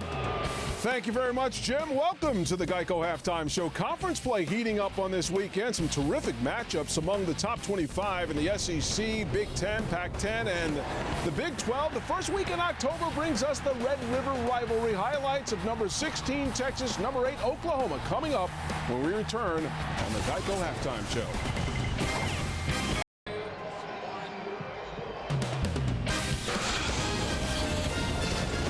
Football Saturday continues from Boulder, Colorado, as it's a celebration this weekend at Folsom Field and the entire weekend in the city of Boulder for the 1990 national champions. It's a 3-point lead, though, for the Georgia Bulldogs at the break, 17-14. And as we look back on New Year's Day 1991, well, it was the 1990 season. Number 1 Colorado taking on number 5 Notre Dame. And this pass play set it all up for Eric Bieniemy. The go-ahead score. The point after, it made it a 10-9 final. Defense came through at the end of the game, and Colorado winning their first and only national championship for a head coach, Bill McCartney. Charles Johnson at quarterback. Bieniemy was off with the go-ahead score, and this was the scene, Joel, Clad, last night. It was fun for all of us. We were out there for the Pearl Street Stampede. Well, and this is something that they've incorporated here the last couple of years with the football players from the University of Colorado. But that team back, there's Alfred Williams on the left, J.J. Flanagan in the middle, Mike Pritchard, and then this halftime scene just moments ago introduced individually the entire team. Over 80 members of that 1990 national championship team, plus 5 of the seniors from '89 got to come back and were honored. Great scene here at Folsom Field. Yeah, an outstanding effort by the Curtin administration to put it all together as we head downstairs to Jim Knox with the all-time winningest coach in Buffalo history. Knoxy. All right, thank you, Joel. Here he is, Bill McCartney. I tell you what, Coach, what a last couple of days, you know, reuniting with the players you won the national championship with 20 years ago. You know, I've been out of coaching 15 years, so I haven't seen some of these guys in all those years. Some of them look the same and some of them don't, but it's just great. And the way that we've been received by everybody, it's just been tremendous. What do you remember most about that year? What was it? 4 times late in the game, we came from behind. Any of those games, we don't win the national championship. We had what it took. Those games were all on the road. We came from behind in the 4th quarter and won them. When you look back at that and the way your life unraveled after that as well, you took from that year, and also it kind of just set the stage on what you did as well in the future, didn't it? It really does. It was a springboard for me. But it's a great privilege and honor to be a college football coach. I just wanted to see if Ralphie was coming our way. He's clear. All right, appreciate it, Coach. Congratulations. Enjoy the rest of the night. Joel.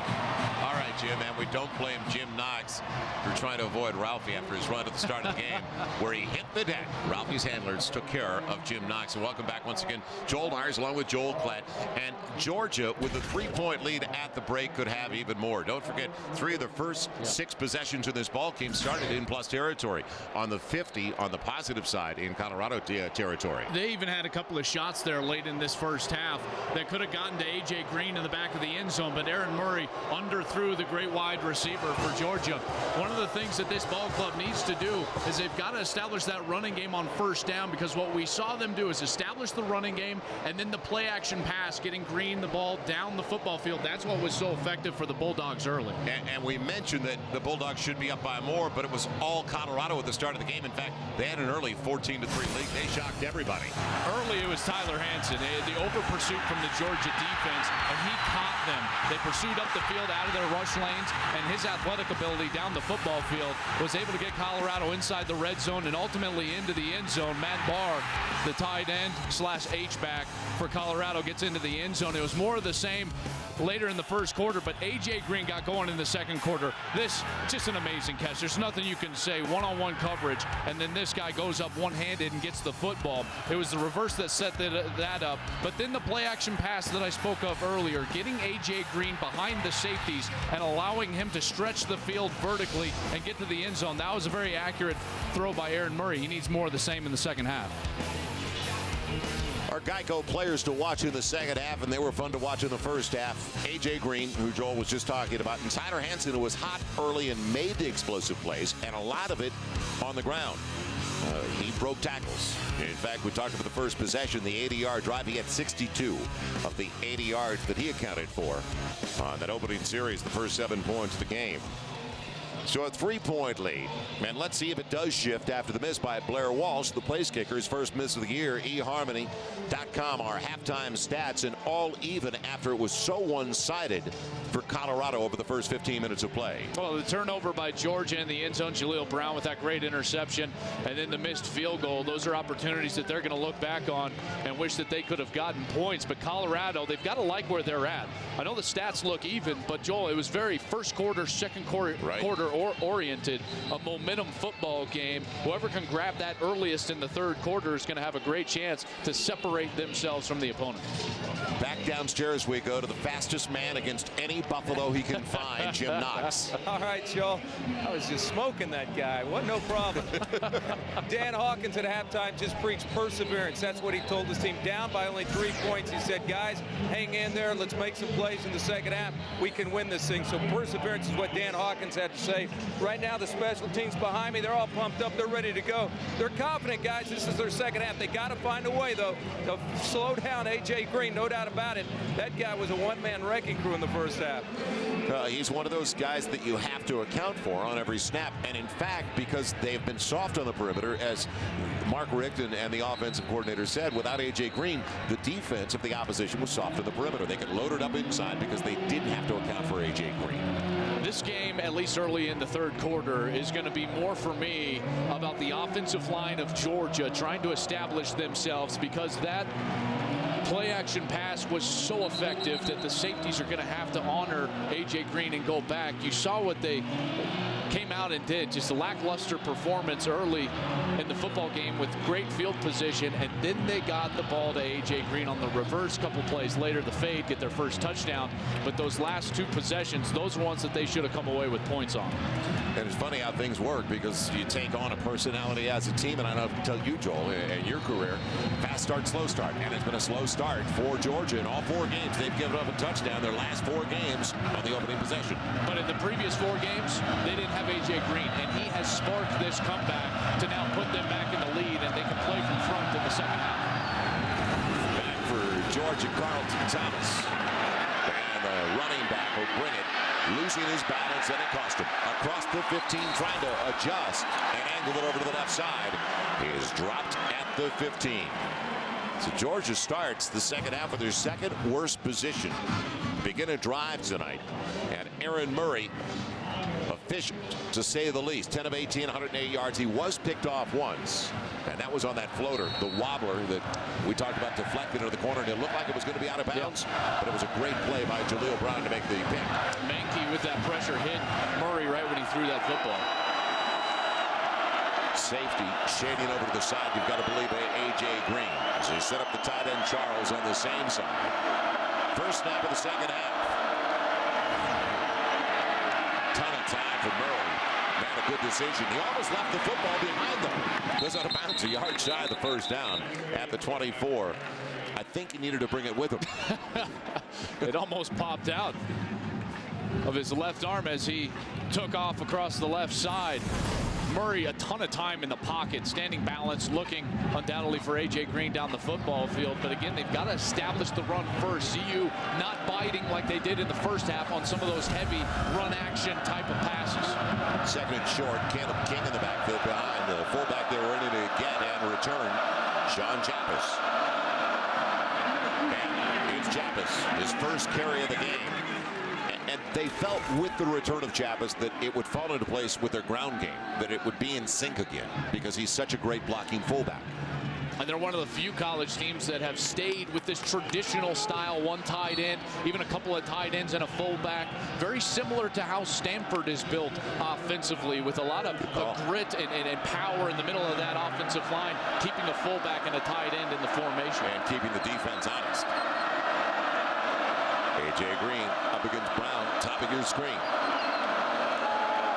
Murray looking in that direction and going deep in the one-on-one matchup. There's Green, he's got it, and he's out of bounds.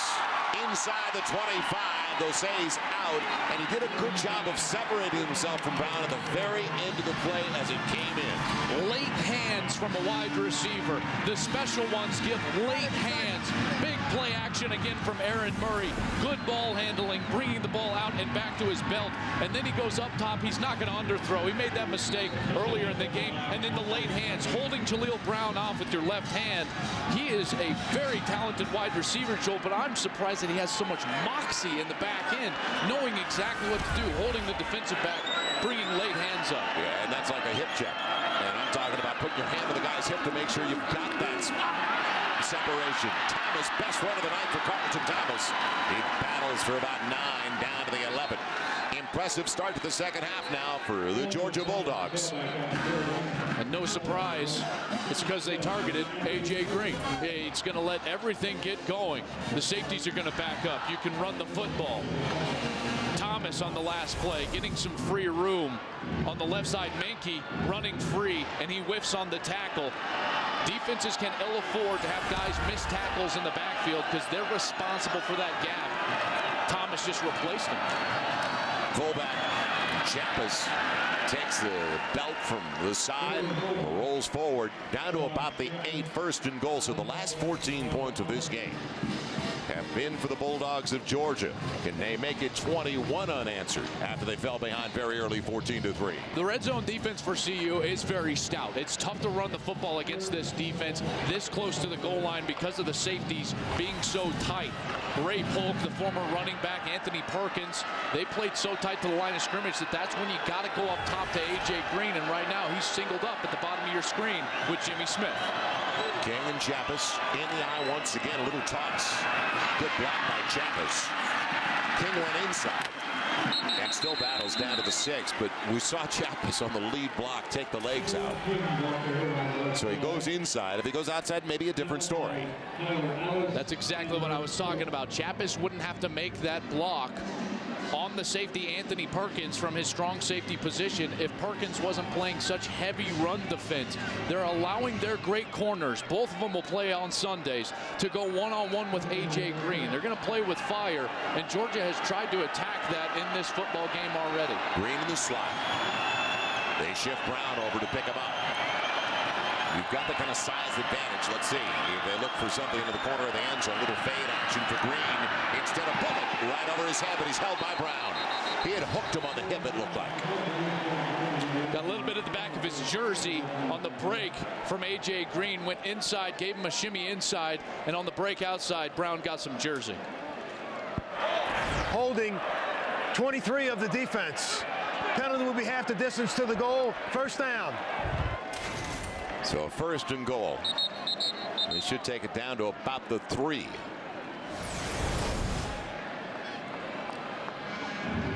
There's the hook and then the grab. He hooked him first, and then he grabbed him from behind. Pretty easy call, but playing wide receiver is so much, Joel, about leverage, and A.J. Green establishing inside leverage, knowing that he's going to go outside because of the fact that Brown knows he doesn't have inside help, so he's trying to fight back, and then the plant of the foot, the left foot, quickly back out to the right. That's what makes him so dangerous. One-on-one, he's almost impossible. They're talking about where they're going to spot the ball. Linesman came over. They've got it at the 4. And will they leave it there? It'll be first and goal from the 4. So this is the opening series of the second half. 3 minutes gone by in the third. 9 of 11, the opposition in the red zone against Colorado. On the left hash, this is a prime opportunity to roll your quarterback to the right. He's got all the field to work with. Green on the top of your screen with Brown. Single is King with Brown in motion. Caleb King can't get out of the backfield. Coming off the edge, an outstanding play by Colorado's John Major, the inside backer. He's only a sophomore from Parker, Colorado.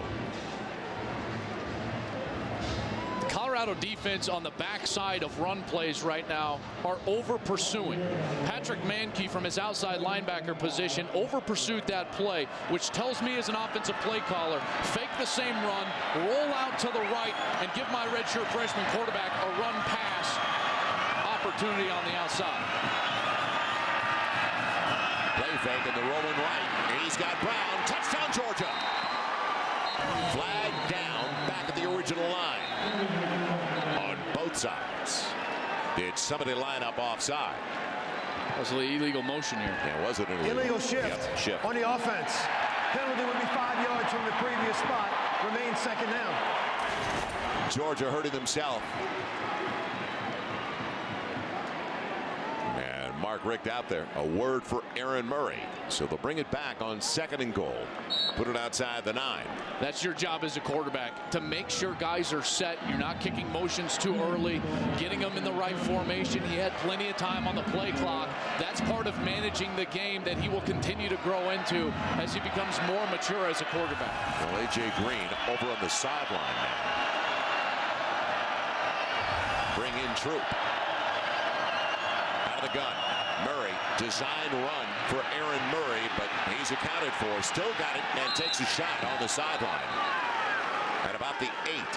It'll be third and goal. Brown pushing him out. This drive, don't forget, started all the way back at the Georgia 15. And the big play, once again, A.J. Green, who went over to the sideline with 7 catches for 119 yards, and Jim Knox are working on him now.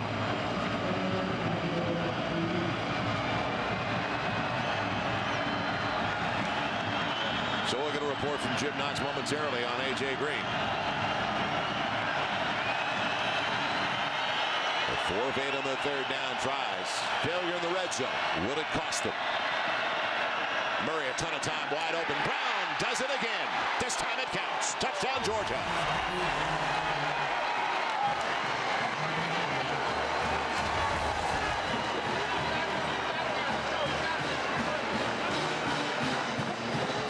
And he was wide open. You can only pump fake and wait that long if you've got great protection. And that's what Georgia provided. Aaron Murray pumps the outside route, allows Brown to get all the way back inside the linebackers. Easy score for Georgia. Walsh for the point after. He took out some anger on that extra point after the miss in the first half, his first of the season. So the last 21 points in this contest, the Georgia Bulldogs. And they're up by 10 as we return to Folsom Field. Big 12 College Football Saturday brought to you by Geico, where 15 minutes could save you 15% or more on car insurance. Call Geico 1-800-947-AUTO or visit geico.com. By Philips Television, so amazing you won't be able to take your eyes off of it.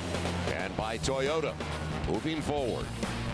And we are as we advance. About 5 minutes gone by in the third at Folsom Field in Boulder. If you haven't been here, get to Colorado. It is devastating. The backdrop, the foothills of the Rockies begin right here. And it is a magnificent scene.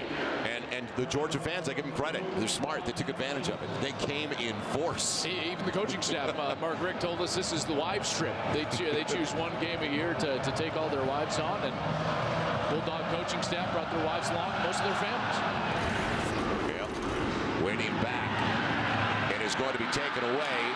It'll be Trayvon Patterson taking it away from Jaffe across the 30. And a flag at the end of the play. They get it out to about the 32-yard line. I was like, get out of my way. So, good return over to the left side. A 22-yard return. During the return, holding number 22 of the receiving team. The penalty is 10 yards from the spot of the foul. First down. And that was the other return man, Jaffe. Jaffe on the outside. As soon as you get your arms outside of the frame, they're going to call that.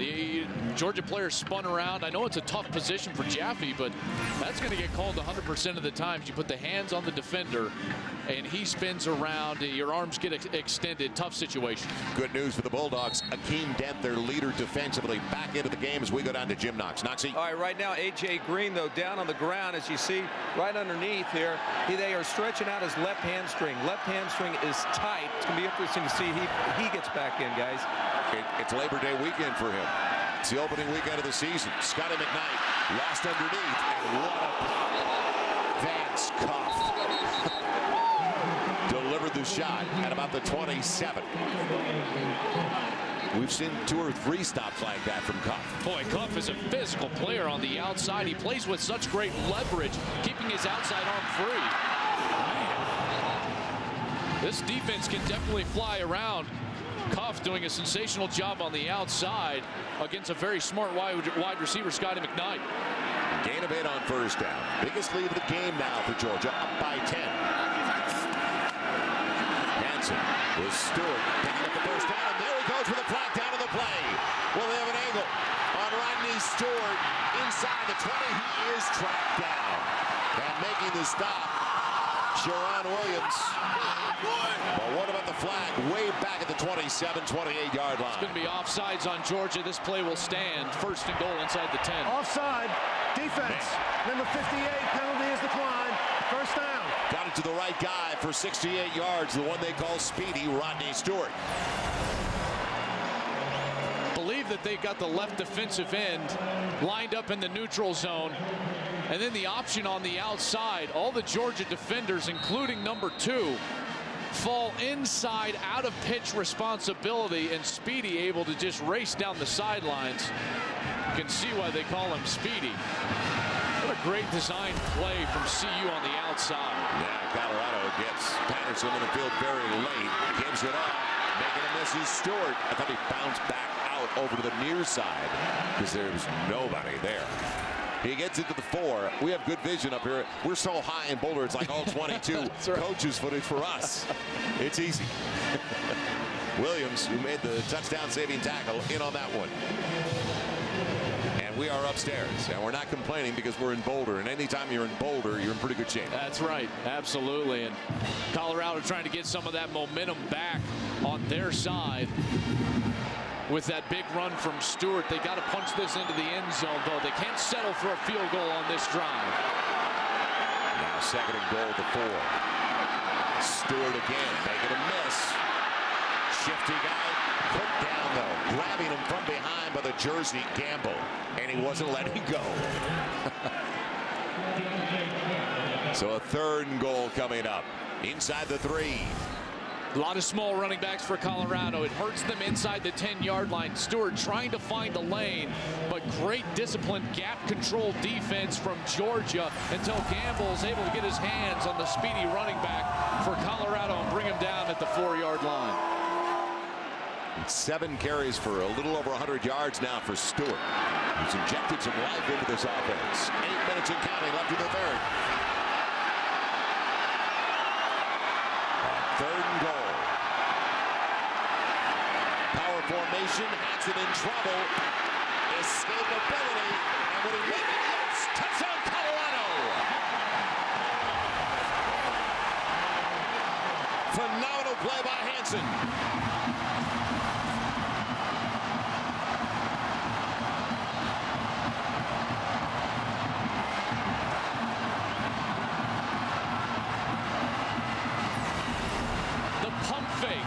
Is always effective as a quarterback. You come out and you just throw a pump fake at a defender. He freezes Bakari Rambo, the safety for Georgia, and that's what allows him that 1 yard that he needed to dive for the end zone.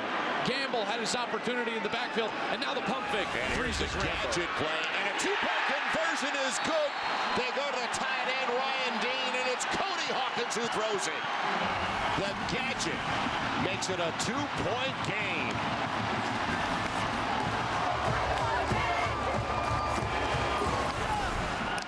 The normal holder lines up in the shotgun, just rolls out to the right, and Dehan, your starting tight end, easy 2-point conversion from Colorado. Now all the momentum with Colorado as they draw within 2 points, 24-22.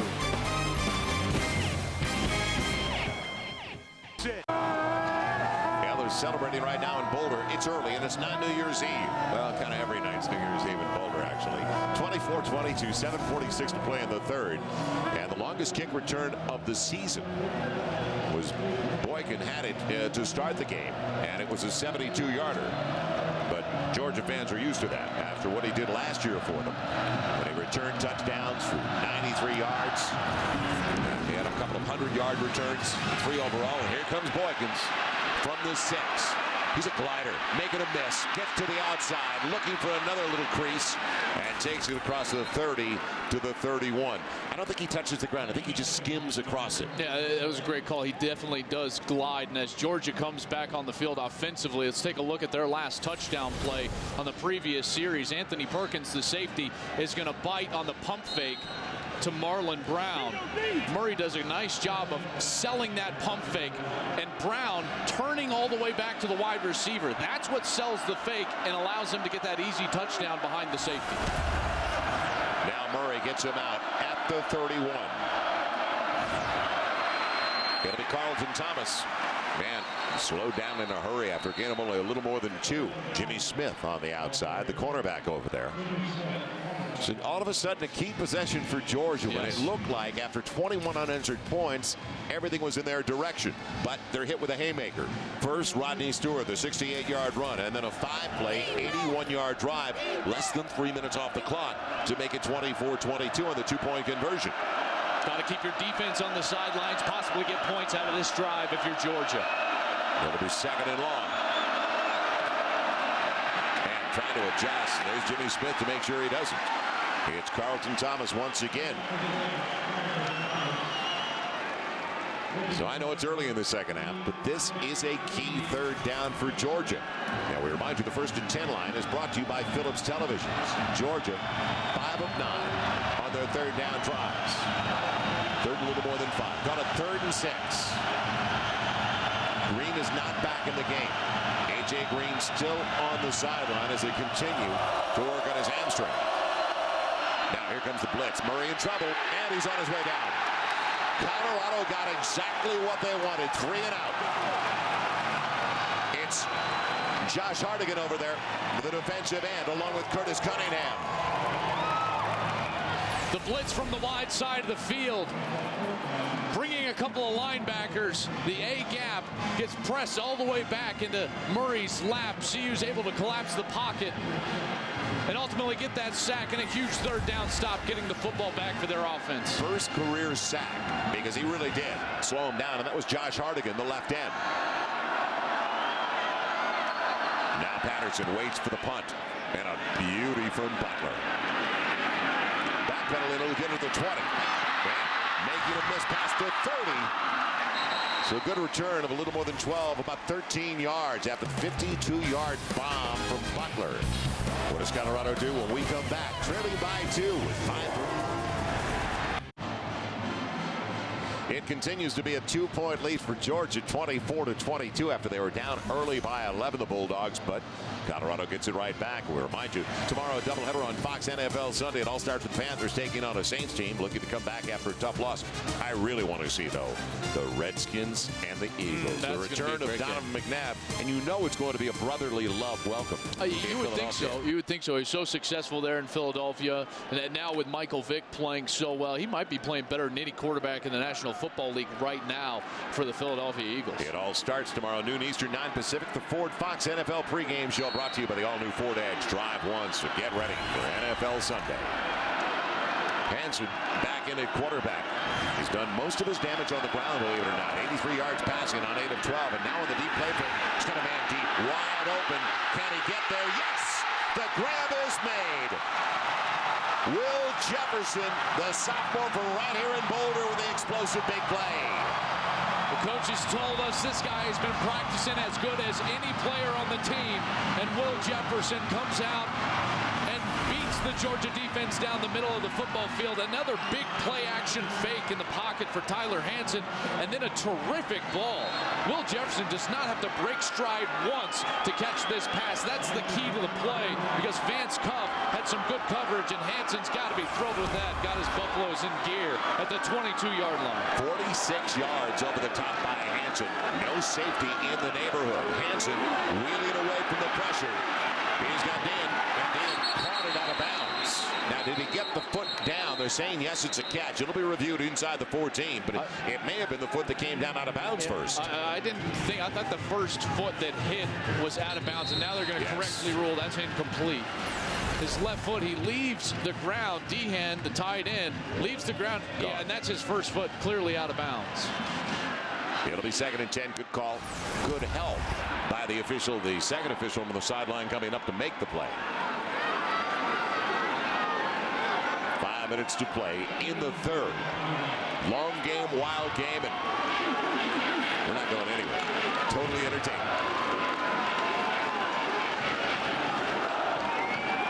Split out Espinoza into the game.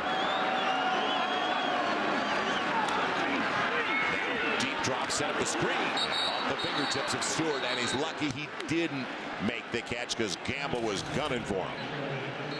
Now, this was just before we broke away. A.J. Green making his way to the locker room, but it's the opening game of the season for him, and I said it's like Labor Day for him, so we go down to Jim Knox for the latest. Well, there is some good news with A.J. Green going to the locker room, guys. It is a cramp. That's what they're telling us. Cramp in his right hamstring, so what they're going to do is try to fill him up with some fluids in the locker room and see if he can get back out here.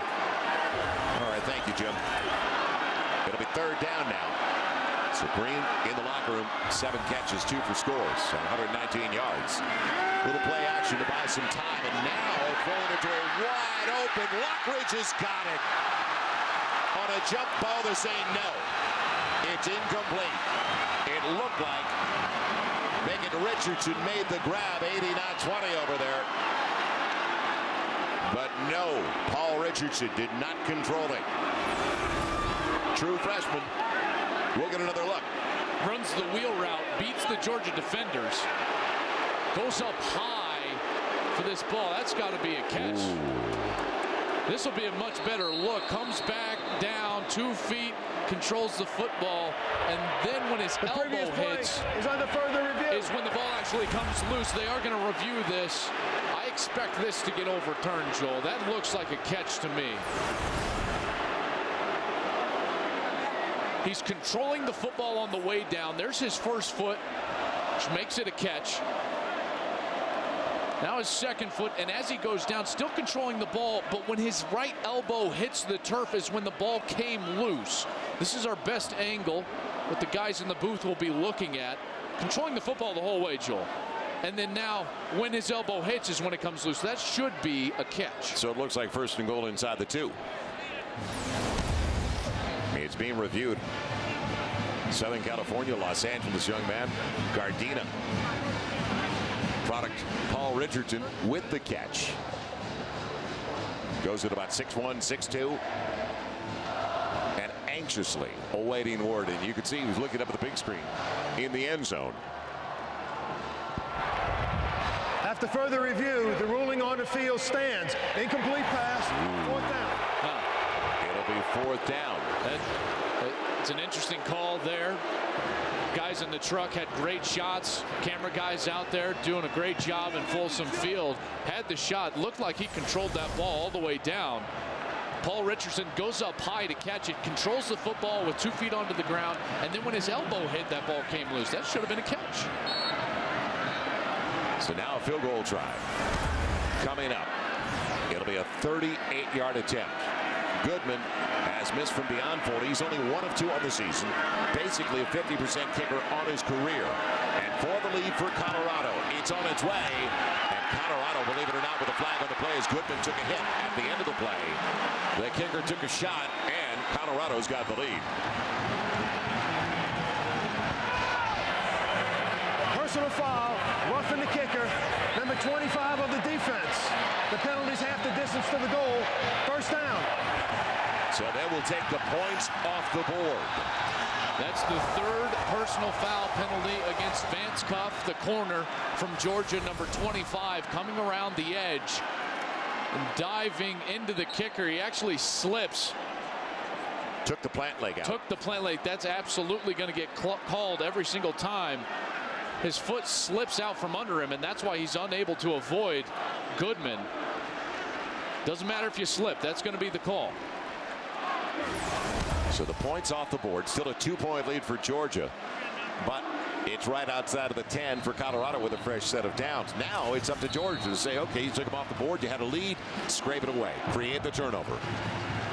Got to be opportunistic if you're the Georgia defense. For Colorado, you got to continue to hammer away with that offensive line. That's where the success has been for the Colorado Buffaloes, is running the football and then going play action and option off of that. Jefferson, bottom of your screen, going in motion. Now they toss it. It's Stewart on the edge to the 5, dives to the pylon. Touchdown, Colorado.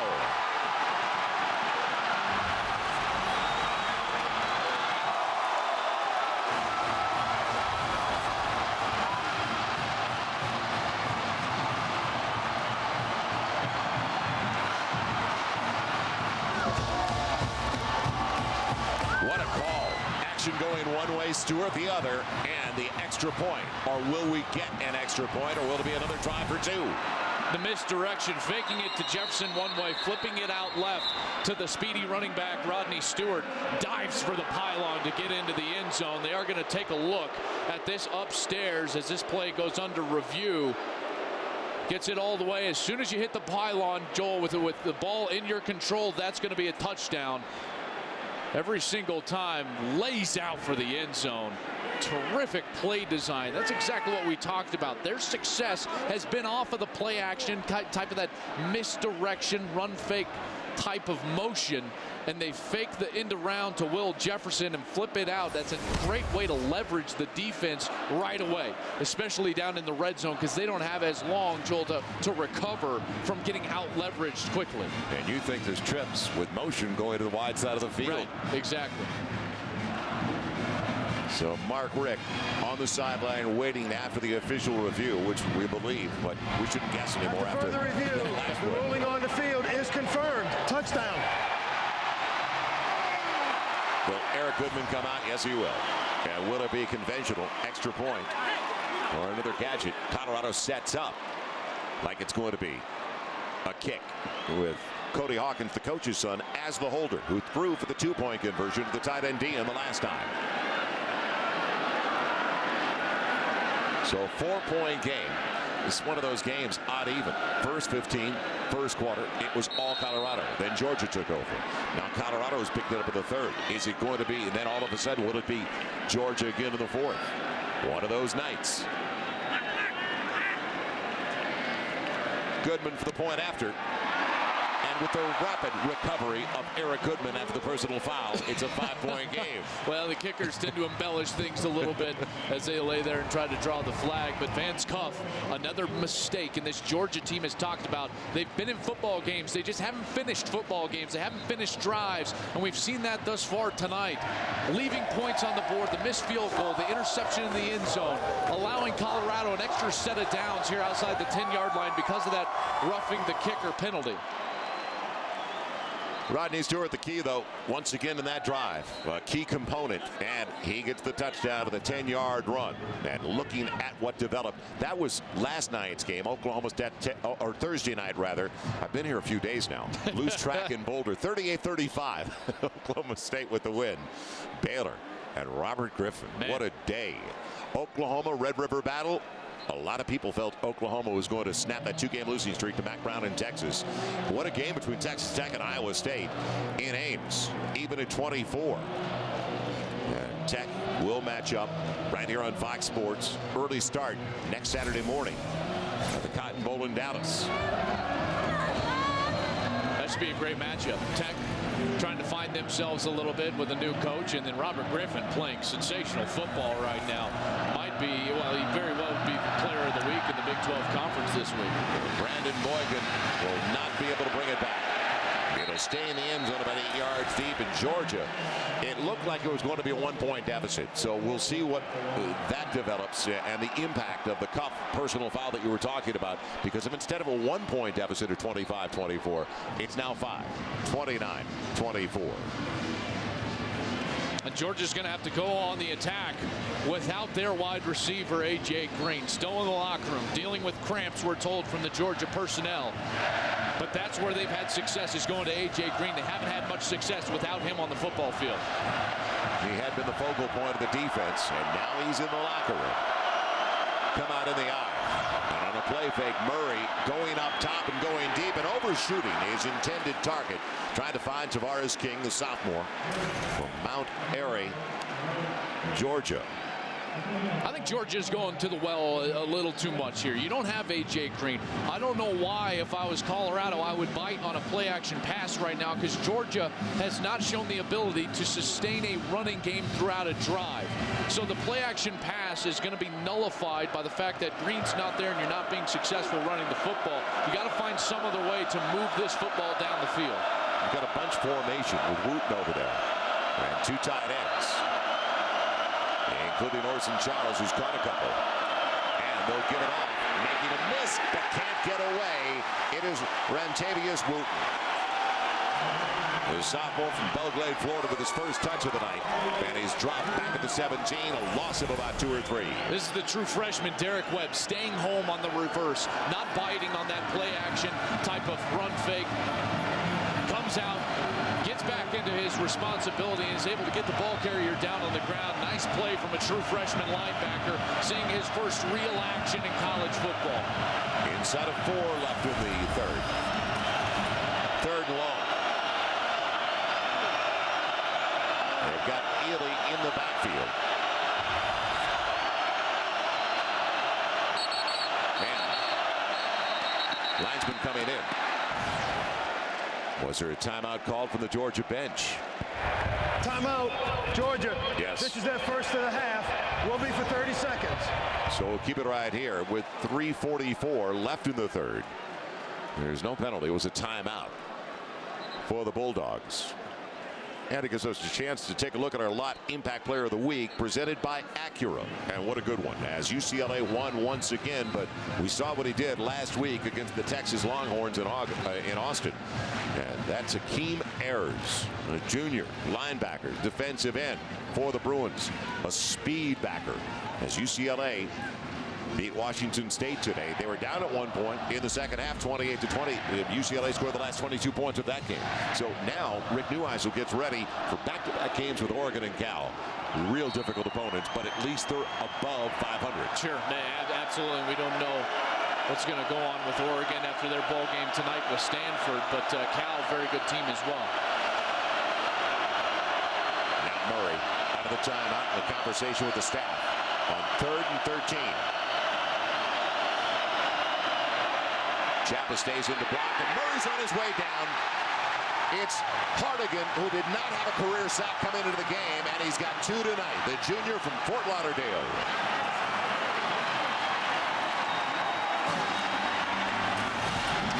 Hartigan on the left side of the defense. The junior from Fort Lauderdale, Florida, is just going to beat Josh Davis, the tackle, around the edge. It's a speed rush. Lower your right shoulder, which he does a great job of getting low. Butler with the punt. And a fair catch called for by Patterson. As great field position, a short field once again for Colorado. So they'll have it outside of their own 43, put it at the 44 with a 5-point lead. Top 25, and you see the records have been updated with the outcome so far today. You just talked about Oregon. They've got Stanford.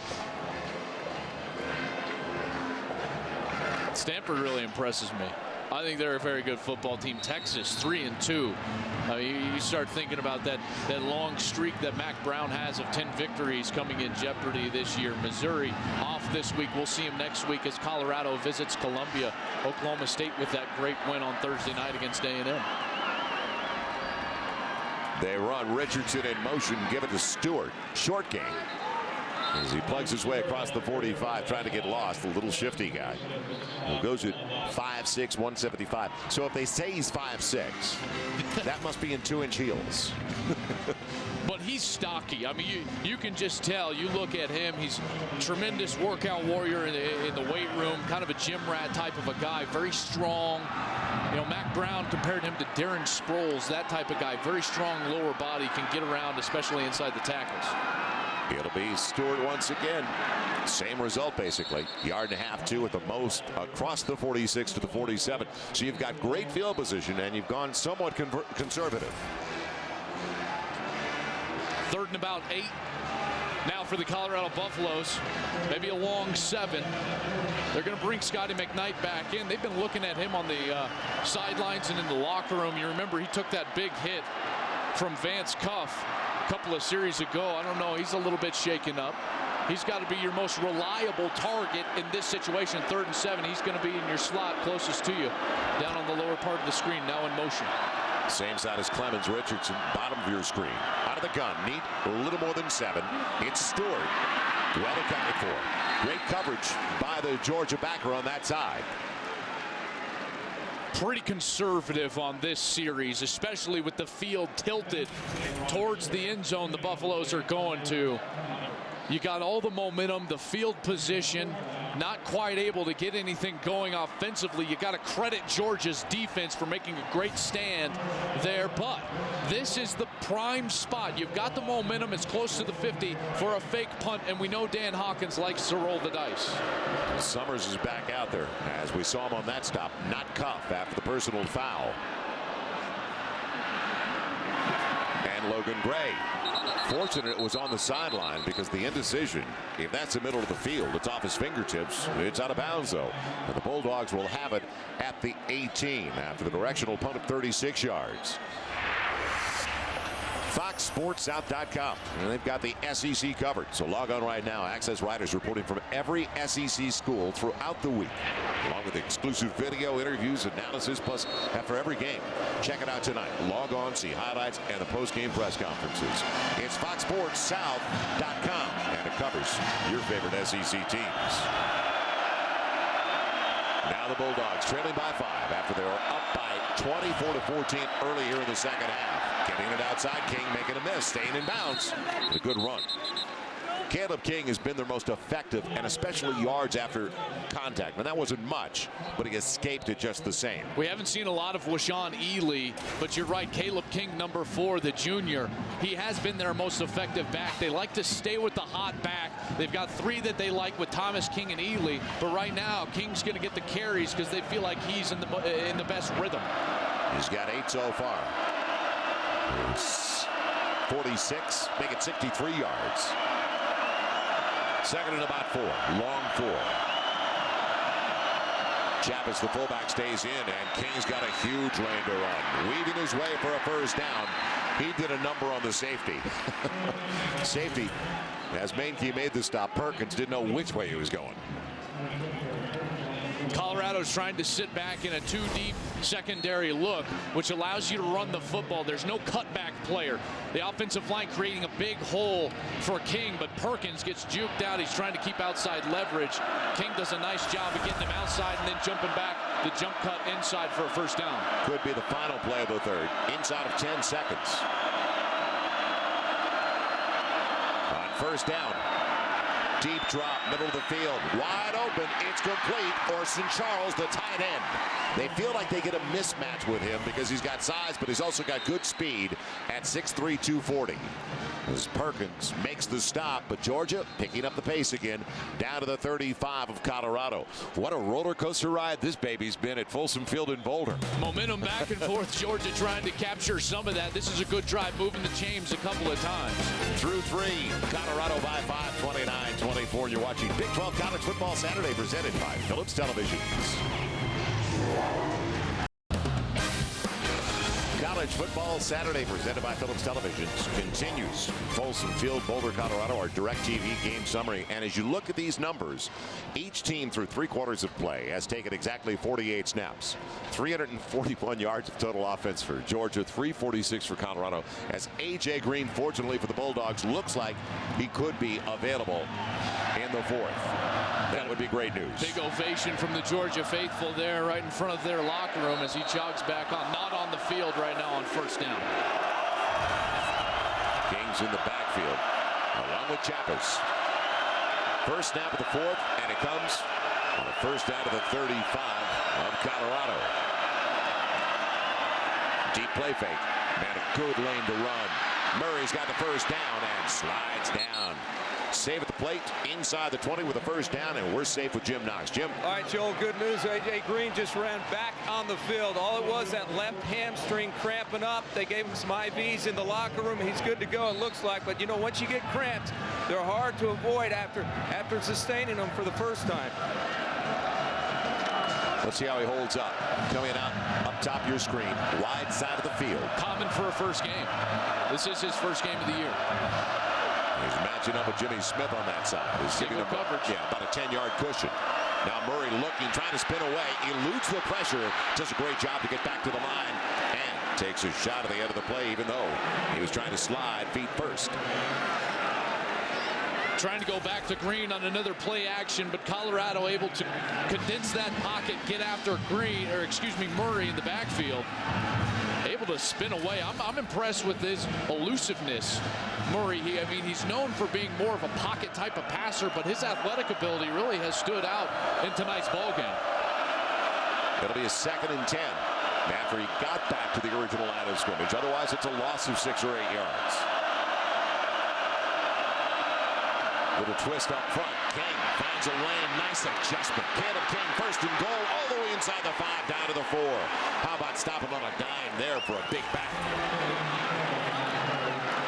I'm sure he was committed to going left, and he just stops himself with his left leg. He cuts back, and he gets Perkins to dive all the way the safety from Colorado to the right side, and then the physical run inside the 5-yard line. That was a terrific move from Caleb King.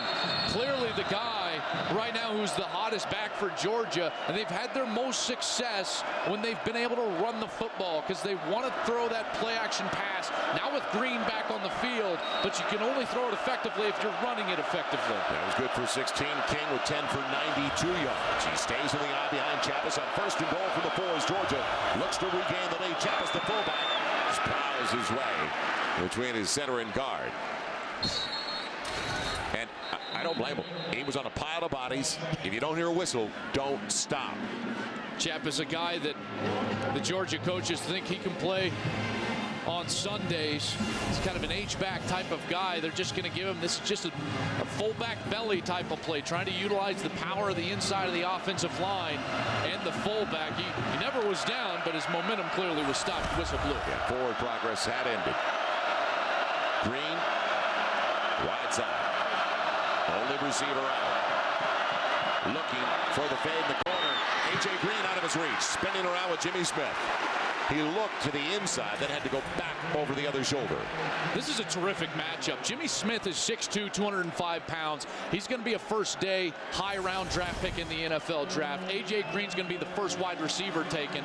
These are two big, physical guys on the outside. That ball just thrown too far for A.J. Green to go up and explode up and get it. Possibly those cramps coming into play, not able to explode, jump up and get that ball.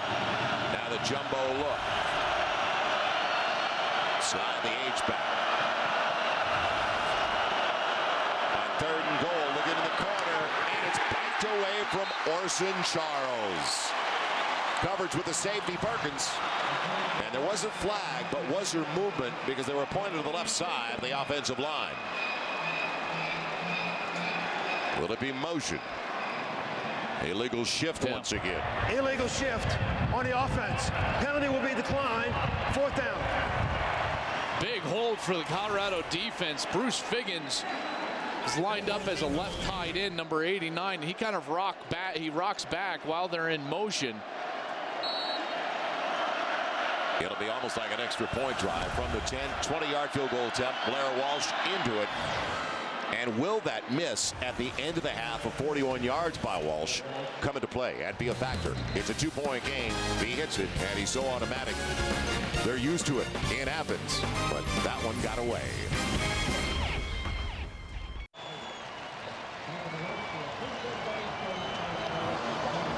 It's a 2-point game after the field goal by Blair Walsh. Joel Klatt can do that and a lot more, I promise you. As we welcome you back to Folsom Field, Boulder, Colorado.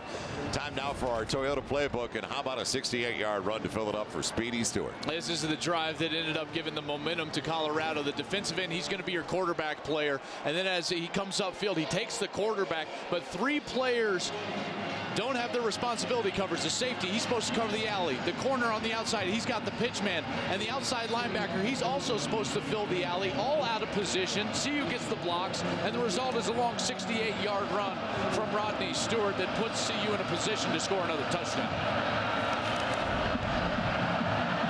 Walsh gets into it, and does he ever? Another beauty as Patterson lets it go. It's a 1st and 10 at the 20. So Blair Walsh has only missed 1 field goal this year. He only missed 2 last year, but it's a 2-point game, and he was so upset with himself. While the 1990 champions were being celebrated at halftime, he was a few yards away. He came out, they made it in the locker room, 5 minutes? He came back out and started working on his kicks. Looked at the clock, and they keep a clock for halftime. He came out, and there was still 12 minutes left in halftime. He was out that early, trying to practice those kicks, and even the last one, it was a little bit of a low liner, so clearly he's struggling confidence-wise tonight, and especially in a 2-point ball game, that could be huge coming down the stretch. Lockridge in the backfield with the tight end Dean. 1st and 10 for the 20. A little waggle action. He's got the other tight end, and it's complete. It goes to Luke Walters, first grab of the night for the senior from Lakewood, Colorado. Took a while as he came from left to right. This is your classic bootleg. You fake one way on the zone action. You bring the tight end all the way across the football field. He was actually open a little bit sooner, but Hansen was dealing with some traffic there and some pressure in the backfield. Was unable to get to his throw spot or get balanced to throw the football until late. But it's still a 2nd and 1. That's a great first down play for Dan Hawkins and the Buffs. Approaching 12 minutes left in regulation. And the ball almost put on the ground by Lockridge. He lost it. It was loose. Saw it come out early. Looked like Georgia got that ball. And was it covered by the running back Lockridge? Who's the strongest in the wrestling match at the bottom of the pile? It's a tug of war. No signal given yet. I remember you told me a long time ago, when you get in those scrums, it still belongs to Colorado. You used to close your eyes because inevitably they'd poke you in the eye. Something's going on down there that you don't want to talk about or experience again. This is just on the transition from Hansen to Lockridge. He never had it. That's the quarterback's job. The running back has got to keep his eyes up on the offensive line, on the line of scrimmage, so he can see the cutback lanes. It's the quarterback's job to put it in the pocket and secure that handoff. So not only does he cover it, but he advances it to get the first down to the 31.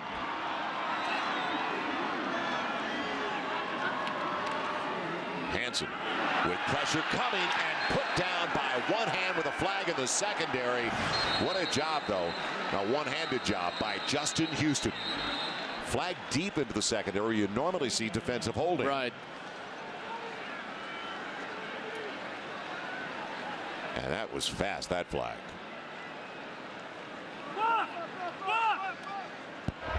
There is no flag on the play for holding.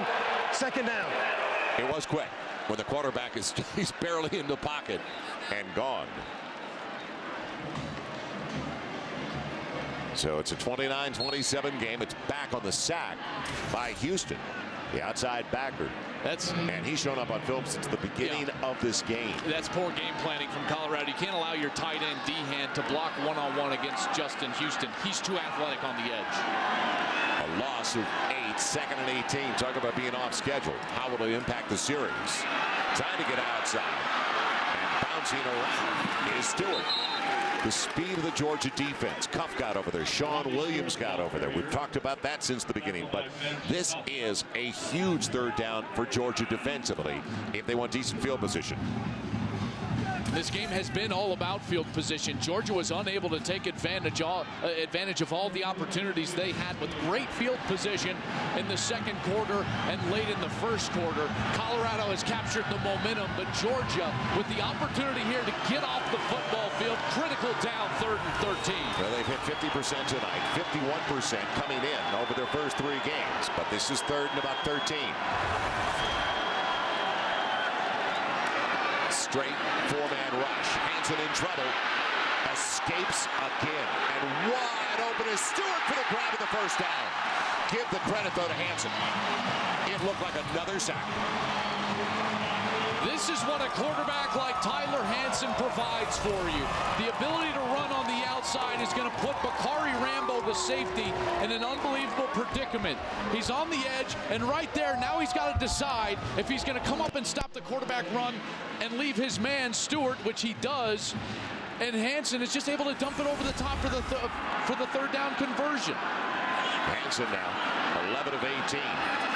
136 yards passing. Lockridge takes some punishment along the way, down past the 46, inside the 46. Kwame Gathers on his back. So if you look at the raw numbers by Hansen, 11 of 18, not bad, 130 plus yards. But what he's done with his feet to keep plays alive. And it's his presence on the outside. You can't measure that on the stat sheet. You know, the indecision that you see from Georgia defenders when he breaks the pocket, that's what makes him so special and so hard to play against. 2nd and long. Hansen, quarterback draw, and it didn't take anybody. It's almost like it was a little rush, too. Well, they didn't have the defense for that play call. If you're going to call a straight, empty backfield quarterback draw, you got to accompany a check with it. Georgia didn't adjust to the motion. As Trevon Patterson motioned out of the backfield, Georgia just sat there. They had too many guys inside the tackle box. You got to be able to check to a bubble screen on the outside because they were not covering the 3 wide receivers split to the top of the screen. Clock continues to roll. 8:45 and counting. And another key third down if Georgia's going to get the ball back. 2 on each side. Here comes the heat. Gamble in pursuit. He can run for the first down, though. Hansen, will he make it? No! How about catching up from behind? Akeem Dent didn't go to the play. I saw Gamble from behind, but Akeem Dent, how about his close? the speed of Akeem Dent. He's 235 pounds, number 51, chasing down the speedy quarterback and able to get there. I don't know if Hansen knew he was there. He was trying to figure out a move against the defensive back who was closing, and Dent gets him down on the ground. 4th down, biggest down of the game, 2-point game. Colorado going for it in Georgia territory. And will they go for it? Or will he try to get him on a hard count? Go away from what he's usually calling. 4th and a yard. Stewart's in the backfield. They'll go for it. Stewart got the first down. The little guy scrambled inside the 38 to the 37. And Gutsy and the coaching staff on the CU's sideline exploding off the sideline. This is what they've wanted, is a tough, gritty offensive line that you can put in these situations. Look at big Nate Solder, number 78. What a terrific block. All the way back inside from his left tackle position, allowing Stewart to get that little seam, and that's all you need on 4th and 1 to convert the conversion. Well, Stewart did not start the game, but he's been a difference maker tonight with 12 carries for 123 yards. He's finishing the game, isn't he? There's the toss. He gets a little chip over the left side. Lost his footing, trying to put the brakes on. And gets still 3 yards out of the play, down to the 34. Hamilton had something to do with that, the free safety. Colorado has been very creative as far as finding ways to run the football. We've seen some option. We've seen the misdirection with the flip to Stewart for a touchdown earlier in the game. A lot of different ways, which is making it hard on these linebackers for Georgia to key in on where the run play is actually going. And last year they were 113th in the nation on the ground. They've got 217, make it 20 now. 220 on the ground. It's Stewart weaving his way through traffic and close to another first down. They're also killing the clock on Georgia to give Georgia potentially only one more touch of the football. So in a 2-point game, they're chewing the clock. It's a long drive that started back at the Colorado 20, and it's a 3rd and short once again. Colorado has been terrific all season long in 3rd downs and 4th downs. They lead the country in combined 3rd down and 4th down conversion, converting at around 50%, which is a great number. Short yardage formation on 3rd and a yard. Stewart goes low. And it's going to be the difference, as they say, the left foot, the right foot. And who do they give the ball to? Which linesman? He's from this side. It looks like he may be inches shy, but they just went for it on 4th down.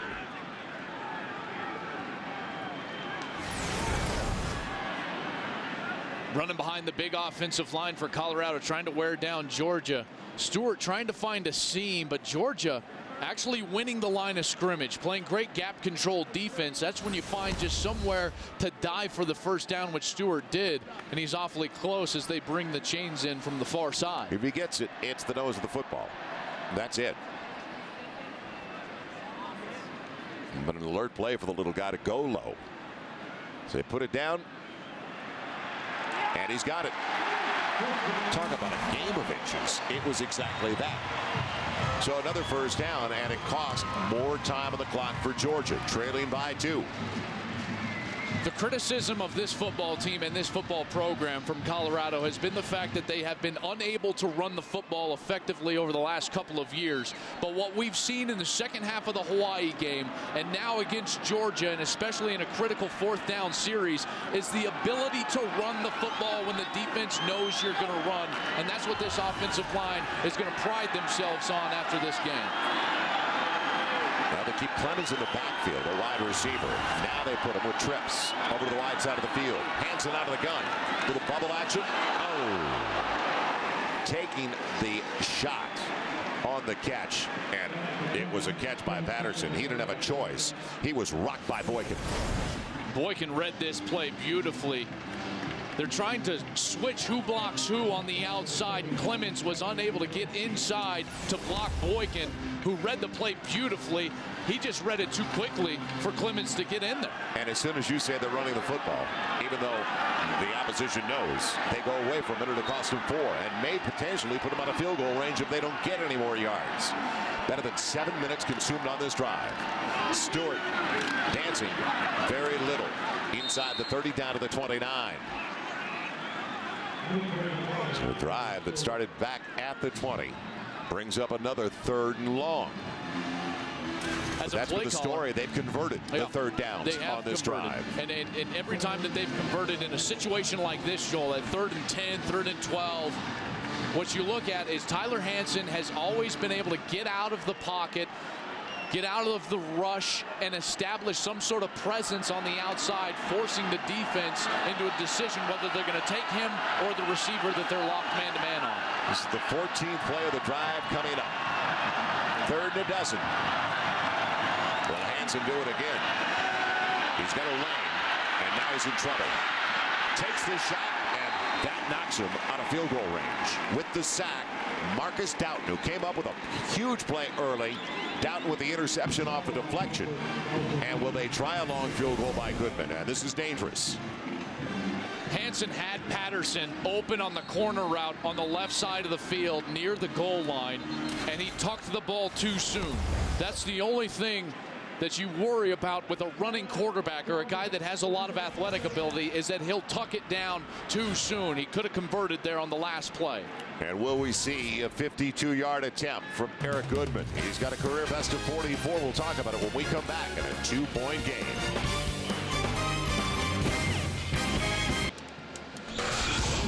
College Football Saturday continues, brought to you by Phillips Television. And welcome back to Folsom Field, Boulder, Colorado. Joel Myers, Joel Klatt, Jim Knox, and a moment of truth now for the Buffaloes.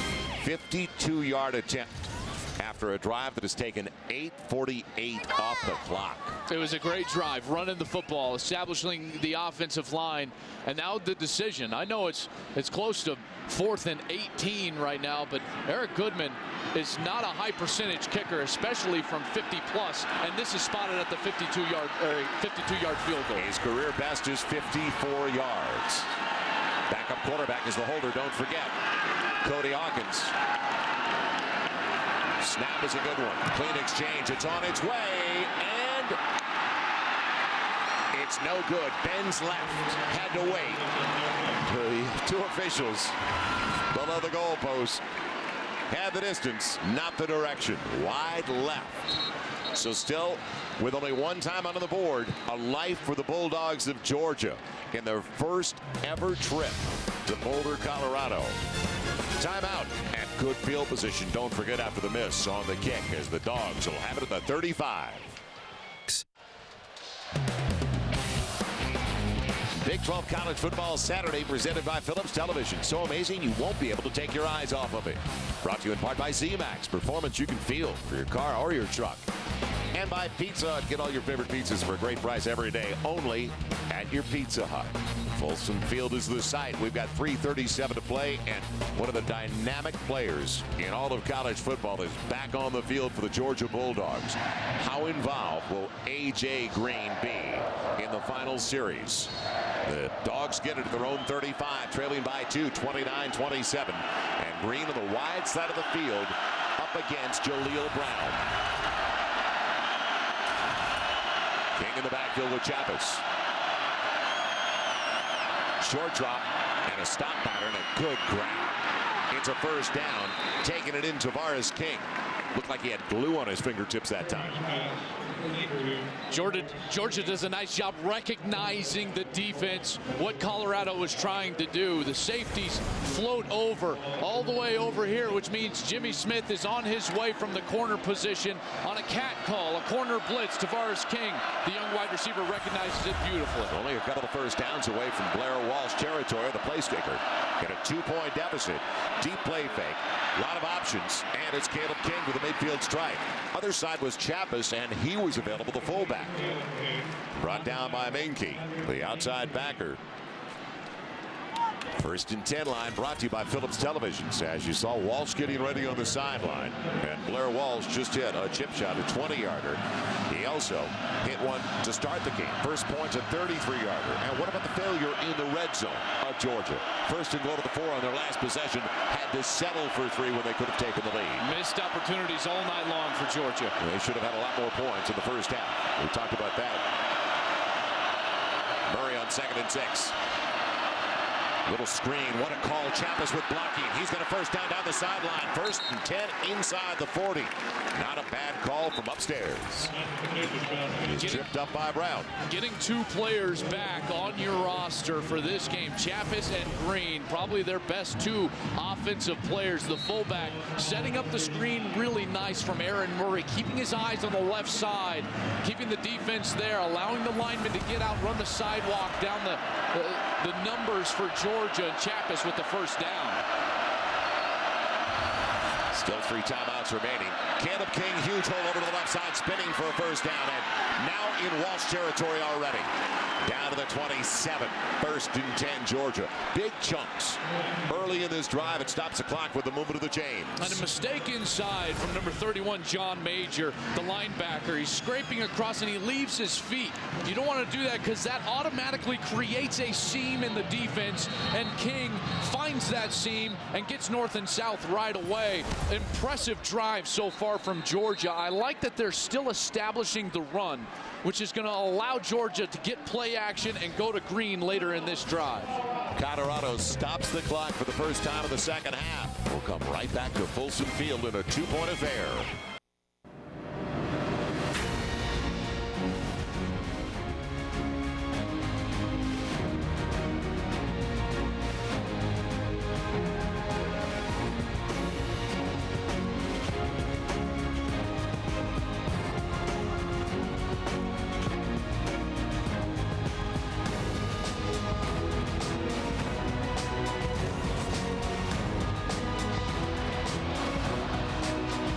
Georgia Bulldogs trying to snap their first 3-game losing streak in 20 years. Now with 1:59 to play, trailing by 2, have it in field goal territory, but decisions on both sides. Joel Myers, Joel Klatt, Jim Knox back at Folsom Field. Do you run the football and make them use timeouts? And I'm talking about Colorado. Caleb King put it on the ground, lost it. Poor exchange, Colorado gets it.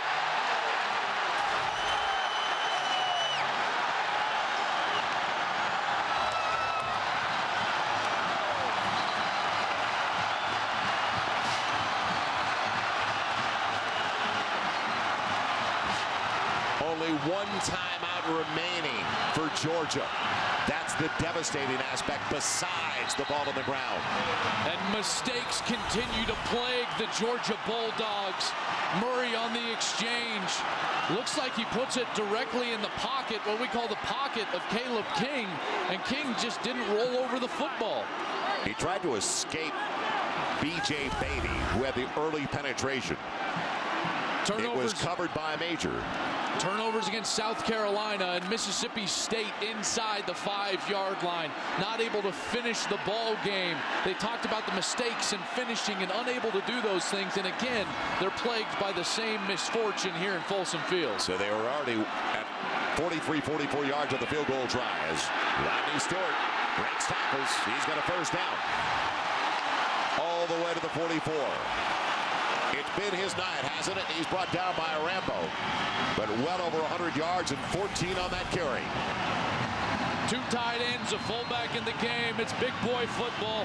Rodney Stewart holding on to the football as best as he possibly can, but this defense is going to be over-aggressive, over-pursuing, trying to create a turnover, trying to do something positive for Georgia. It's going to create big lanes to run through if you're able to get hats on hats at the line of scrimmage. Final time out of the game used by Georgia to stop the clock with 1:43 to play. So Georgia, don't forget, early in the second half, led by 10. They were up 24-14, and give Colorado credit, they responded. Stewart has been the catalyst I mentioned. The rushing yards for Rodney Stewart, 17 carries, 149 yards. So he's got 149 of the 237.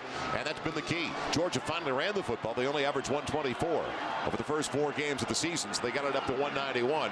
But you talked about the mistakes, putting the ball on the ground again.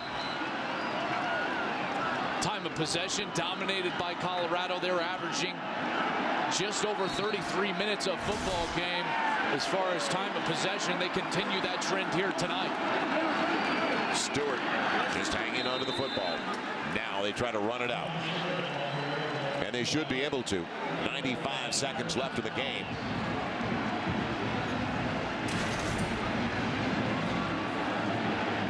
2 more snaps and a stun group that made it in from Athens. And what a great group they were all weekend. Enjoying the Boulder area. Next snap coming close to about 58 seconds left in the game. Coming into this ball game, Georgia on a 3-game losing streak for the first time since 1990. Colorado trying to win back-to-back games for the first time since 2008. It's been a dry spell for the Buffaloes. Stewart again, and he wants to stand bounce, and he doesn't have a choice. Doughton's there to emphatically put him down. But again, clock running, and it's over. One more snap, and it is over. So I'm surprised Hansen doesn't have to hand it off. Next snap is coming with about 11-12 seconds left. And Colorado, as you mentioned, consecutive victories for the first time in 2 years since September of 2008. And Georgia can look back to the first half when 3 of their first 6 possessions started in Colorado territory, and out of the 3, they only had 3 points. Personal foul penalties, the interception in the end zone, the missed field goal, the ball on the ground here when they're in field goal range.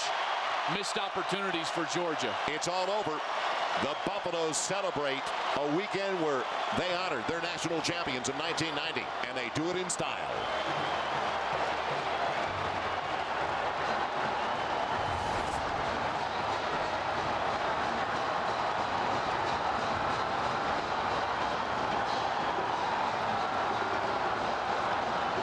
Georgia had their opportunities to put more points on the board, but you got to give a lot of credit to an embattled program. The University of Colorado, their offensive line running the football. So as they flood the field, we'll find Jim Knox, we hope, down there. Okay, finally we found Coach Hawkins as he gets a victory hug there. Coach, I tell you what, Coach, talk about one of the keys in this game, running the football, 237 yards on the ground. Well, I just think our guys been developing an identity. I knew it would click for him at some point. We got it going in the second half against Hawaii, carried it through. Georgia's a very good football team. I was happy with our guys. They made the plays to win, and then they got some momentum back, and then our guys came back. So we're doing a good thing here. I love our guys. We got good things in store. Talking about making the plays to win, that defense coming up with a huge turnover towards the end of the game. Yeah, that was big because they were in field goal range, and we knew we were going to have to do something there. We got a break. We haven't got a lot of breaks in our time here. That was one of them. What does this mean to you in this program here at Colorado? Well, I think I said before, we're doing things right. I mean, our guys are staying out of trouble and going to class, and the wins are finally coming. When you do things right, you're going to win. All right, Coach, congratulations. Thank you. A lot of celebration down on the field here, Joel. All right, Jim, thank you. And the Colorado Buffaloes took advantage of the missed chances, and there was one at the end of the half, and it was rare because Blair Walsh, he spoiled everybody in Athens, Georgia. But at the end of the first half, a 41-yard field goal, and he could never get it inside the upright. It faded. It did not draw. And then the final play, Caleb King, right off his knee. In field goal range, Walsh, very good kicker in field goal range for Georgia, putting that ball on the ground. But Colorado did make the plays in order to come out with this victory. You think back, Jimmy Smith knocking a pass down near the goal line when A.J. Green was open. Colorado comes out and has a huge victory over a very good Georgia team. This Colorado team now prepares for Missouri next week. And like Coach Hawkins said, you got to be proud of a group of guys who haven't had a lot of success here at Colorado, but they came out and they battled through the momentum shifts and through everything to put together some great drives running the football late in the game. Well, that 12-minute mark of the fourth, they got it and they held it for almost 9. That was the difference maker. It put the pressure on Georgia. Triple header next week. Baylor starts it all off. Texas Tech at the Cotton Bowl. Then UCLA matching up with Cal, and Missouri at home against these same Buffaloes. It all starts at noon Eastern, 9 out of the Pacific. Coming up next, Big 12 Live, and some of you also see the final score. For Joel Klatt, Jim Knox, I'm Joel Myers. Thanks for joining us in Boulder. A thrilling game, 29-27 Buffaloes. You're watching Big 12 College Football Saturday, presented by Phillips Television. Time now for the Woman of the World Scholar Athlete, and it comes from Colorado, the Buffaloes. Where there's a will, there's a way. Will Prechek. He's a business finance major with a 3.56 grade point average, on schedule to graduate in December in 2011. First team academic all Big 12 in 2009. Has never received below a B average in any class in his life. Pretty good stuff. At Boulder High, he graduated 40th in his class of 460. He's also started every single game for the Buffs in his career, 4th on the team in consecutive starts. Congratulations to Will. And let's check on Will's team, hosting a disappointed Georgia Bulldogs team in Boulder, but it is the SEC. Fresh off the 4-game suspension, A.J. Green making his debut for the Bulldogs. Opening drive of the game, Buffalo's threatening. Tyler Hansen back to pass, and he'll swing it over to Matthew Barr. Hansen looked fabulous today, guys. Colorado up 7-0. That first drive by Tyler Hansen, he moved with his feet and gave them opportunities to perform and capitalize with a touchdown throw. Now in the second, hooks up with Brian Lockridge, who races 35 yards down to the Bulldog 1-yard line. Hansen absolutely loving it as the Buffaloes are once again knocking on the doorstep. Very next play, Lockridge will beat down the door, taking the handoff in from 1 yard out. And Mark Ritt of the Georgia Bulldogs finds himself down 14-3. But the Bulldogs would respond. Aaron Murray will lob it up to Green, who makes the amazing one-handed catch. How about that one? Maybe one of the best catches of the year. That's going to be on everybody's highlight reel. I screamed when I heard it. I said, God, Corby, look at this. I thought somebody hit Gary. Hey, guys, he's always open over his head.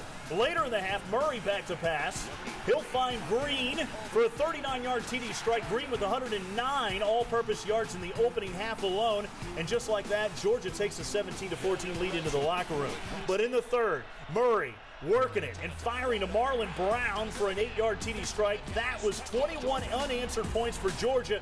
Colorado, you're thinking, in trouble, down 10, but then there were serious hamstring cramps for A.J. Green. Then Rodney Stewart would just take over, guys. He'll go 65 yards. Rodney Stewart didn't have any hamstring cramps on this run right here, guys. But, you know, this was gutsy on Colorado's part to let Georgia take the lead and then roar back on. Yeah, he gets it inside the 10, then Hansen back to pass, and they convert on the 2-point try. That's what this kid gives you. Although he merely managed the game from an offensive standpoint, he gives you some mobility from his legs, rushing for 51 yards today. What an unbelievable game to watch here on Fox Sports Southwest. 29-24, Colorado up heading into the final frame. Fourth quarter now, Georgia down 2 but driving. Caleb King can't handle the handoff there from Murray. The pig is loose, and John Major would recover for the Buffaloes as Colorado's defense comes up big late. And how about it? They knock off the 1-3 Bulldogs coming in. They parade onto the field 29-27. Even though Georgia was 1-3, it's probably the toughest team the Buffs have played all year. Let's hear from the guys who called it. The two Joels, Joel Myers and former CU quarterback Joel Klatt. Thanks, an emotional night in Boulder where they honored the 1990 national champions. And as good as Rodney Stewart played off the bench with about 150 yards on the ground and came in as a spectacular reserve in special situations, it was Tyler Hansen, his escapability that made the big plays. Well, and it started early in the football game. Georgia was going to come in and try to pressure this Colorado offense, but early in this game, Tyler Hansen found the seams, and he was able to scramble for some yards and get this Colorado offense off to a good start. That momentum that we talked about, getting the momentum on their side. Threw for the touchdown on the first drive, and Colorado was in business. His escapability in the pocket was key on third down situations, forcing indecision in the secondary for Georgia, and then ultimately getting it done with his arm as well. A beautiful pass down the middle of the football field, setting up another score for the University of Colorado. The coaches told us, Joel, about the fact that he hadn't put 2 back-to-back games together his whole career. He's done that now, beating Hawaii at home with a great second half, and now against a very good Georgia team, coming out and playing probably his most efficient game yet as a Colorado quarterback. You got to give a lot of credit to Tyler Hansen. Well, consecutive victories for Colorado for the first time in 2 years, and some may say this is the biggest win for Dan Hawkins since he arrived here in Boulder. Let's head back to the studio. All right, thanks, guys. Great win for Colorado. And, you know, you think about this great start. The one thing that we're seeing as a common theme to these victories, Rodney Stewart. Well, Rodney Stewart is a good running back, and I think Colorado committed to the run game in this football game. 236 yards rushing on the day, and Rodney Stewart was a big part of that. He had 19 rushes for 149 yards, and he has the speed, the elusiveness. A couple of games now back-to-back over 100 yards, and he also led the team in receptions today. 3 receptions in this football game, so he's a one-man wrecking crew. You put the ball in his hands, good things are going to happen. Take the pressure off of Tyler Hansen. Rodney Stewart is one of those running backs that's getting good production now for the Buffaloes. On the other side, we saw A.J. Green. What a talent, probably one of the most interesting ones in the country. We finally got to see him play today. Again, this was the first time he has played this season, so Georgia without him is not real good. Georgia with him is a pretty good offensive football team. Again, he left the ball game with cramps and did not return. You would wonder for Georgia the rest of the way, how can this guy hold up physically? Because again, what kind of game shape is he in? Obviously, when he's out there, he is a marvelous talent and will play on Sundays and will be a first-round draft choice. But again, can he stay healthy? 7 catches, 119 yards. You know, I think he's just not in game shape, Coach. I mean, that's what it comes down to. You saw him on the one reverse. He ran for 40 yards. That was his only carry of the day. But I'll tell you what. Colorado was thanking their lucky stars, and that kid went down with some cramps. I'll give you one word for him: effortless. Yeah. It was effortless for him today. He just shined. From a national perspective, I know Georgia was 1-3 coming in. They've had a lot of suspensions, things to deal with early on in their schedule. But for Colorado to beat them on a national stage, what does this do for them? I think it's a big win for Dan Hawkins and the program. I think the Buffaloes really need to find a way to get a good win for their program, and Dan really needed it. I mean, he's embattled out there in that program, and this could really propel them for a better season, perhaps a better ending to the Big 12 race, give them a chance to be, competitive in the North. You never know where they'll go from here. Anytime you throw in an SEC team into your conference, into a strong conference like the Big 12, it's difficult. You're gonna face tough teams week in, week out in the Big 12, and when you bring in an SEC power and a team with some speed like Georgia has, I mean, that's a tremendous win for Dan Hawkins. Probably with the exception when they beat OU out there several years ago, was still probably the biggest win they've had. But when you beat an SEC team, even if they're down, it's a marquee win. Colorado at Missouri next week before hosting those crazy and really good Baylor Bears. Let's take a break on Big 12 Live, presented by Woodman of the World. More Texas OU talk, plus Ed Stewart of Nebraska's All-Century team will join us on Big 12 Live.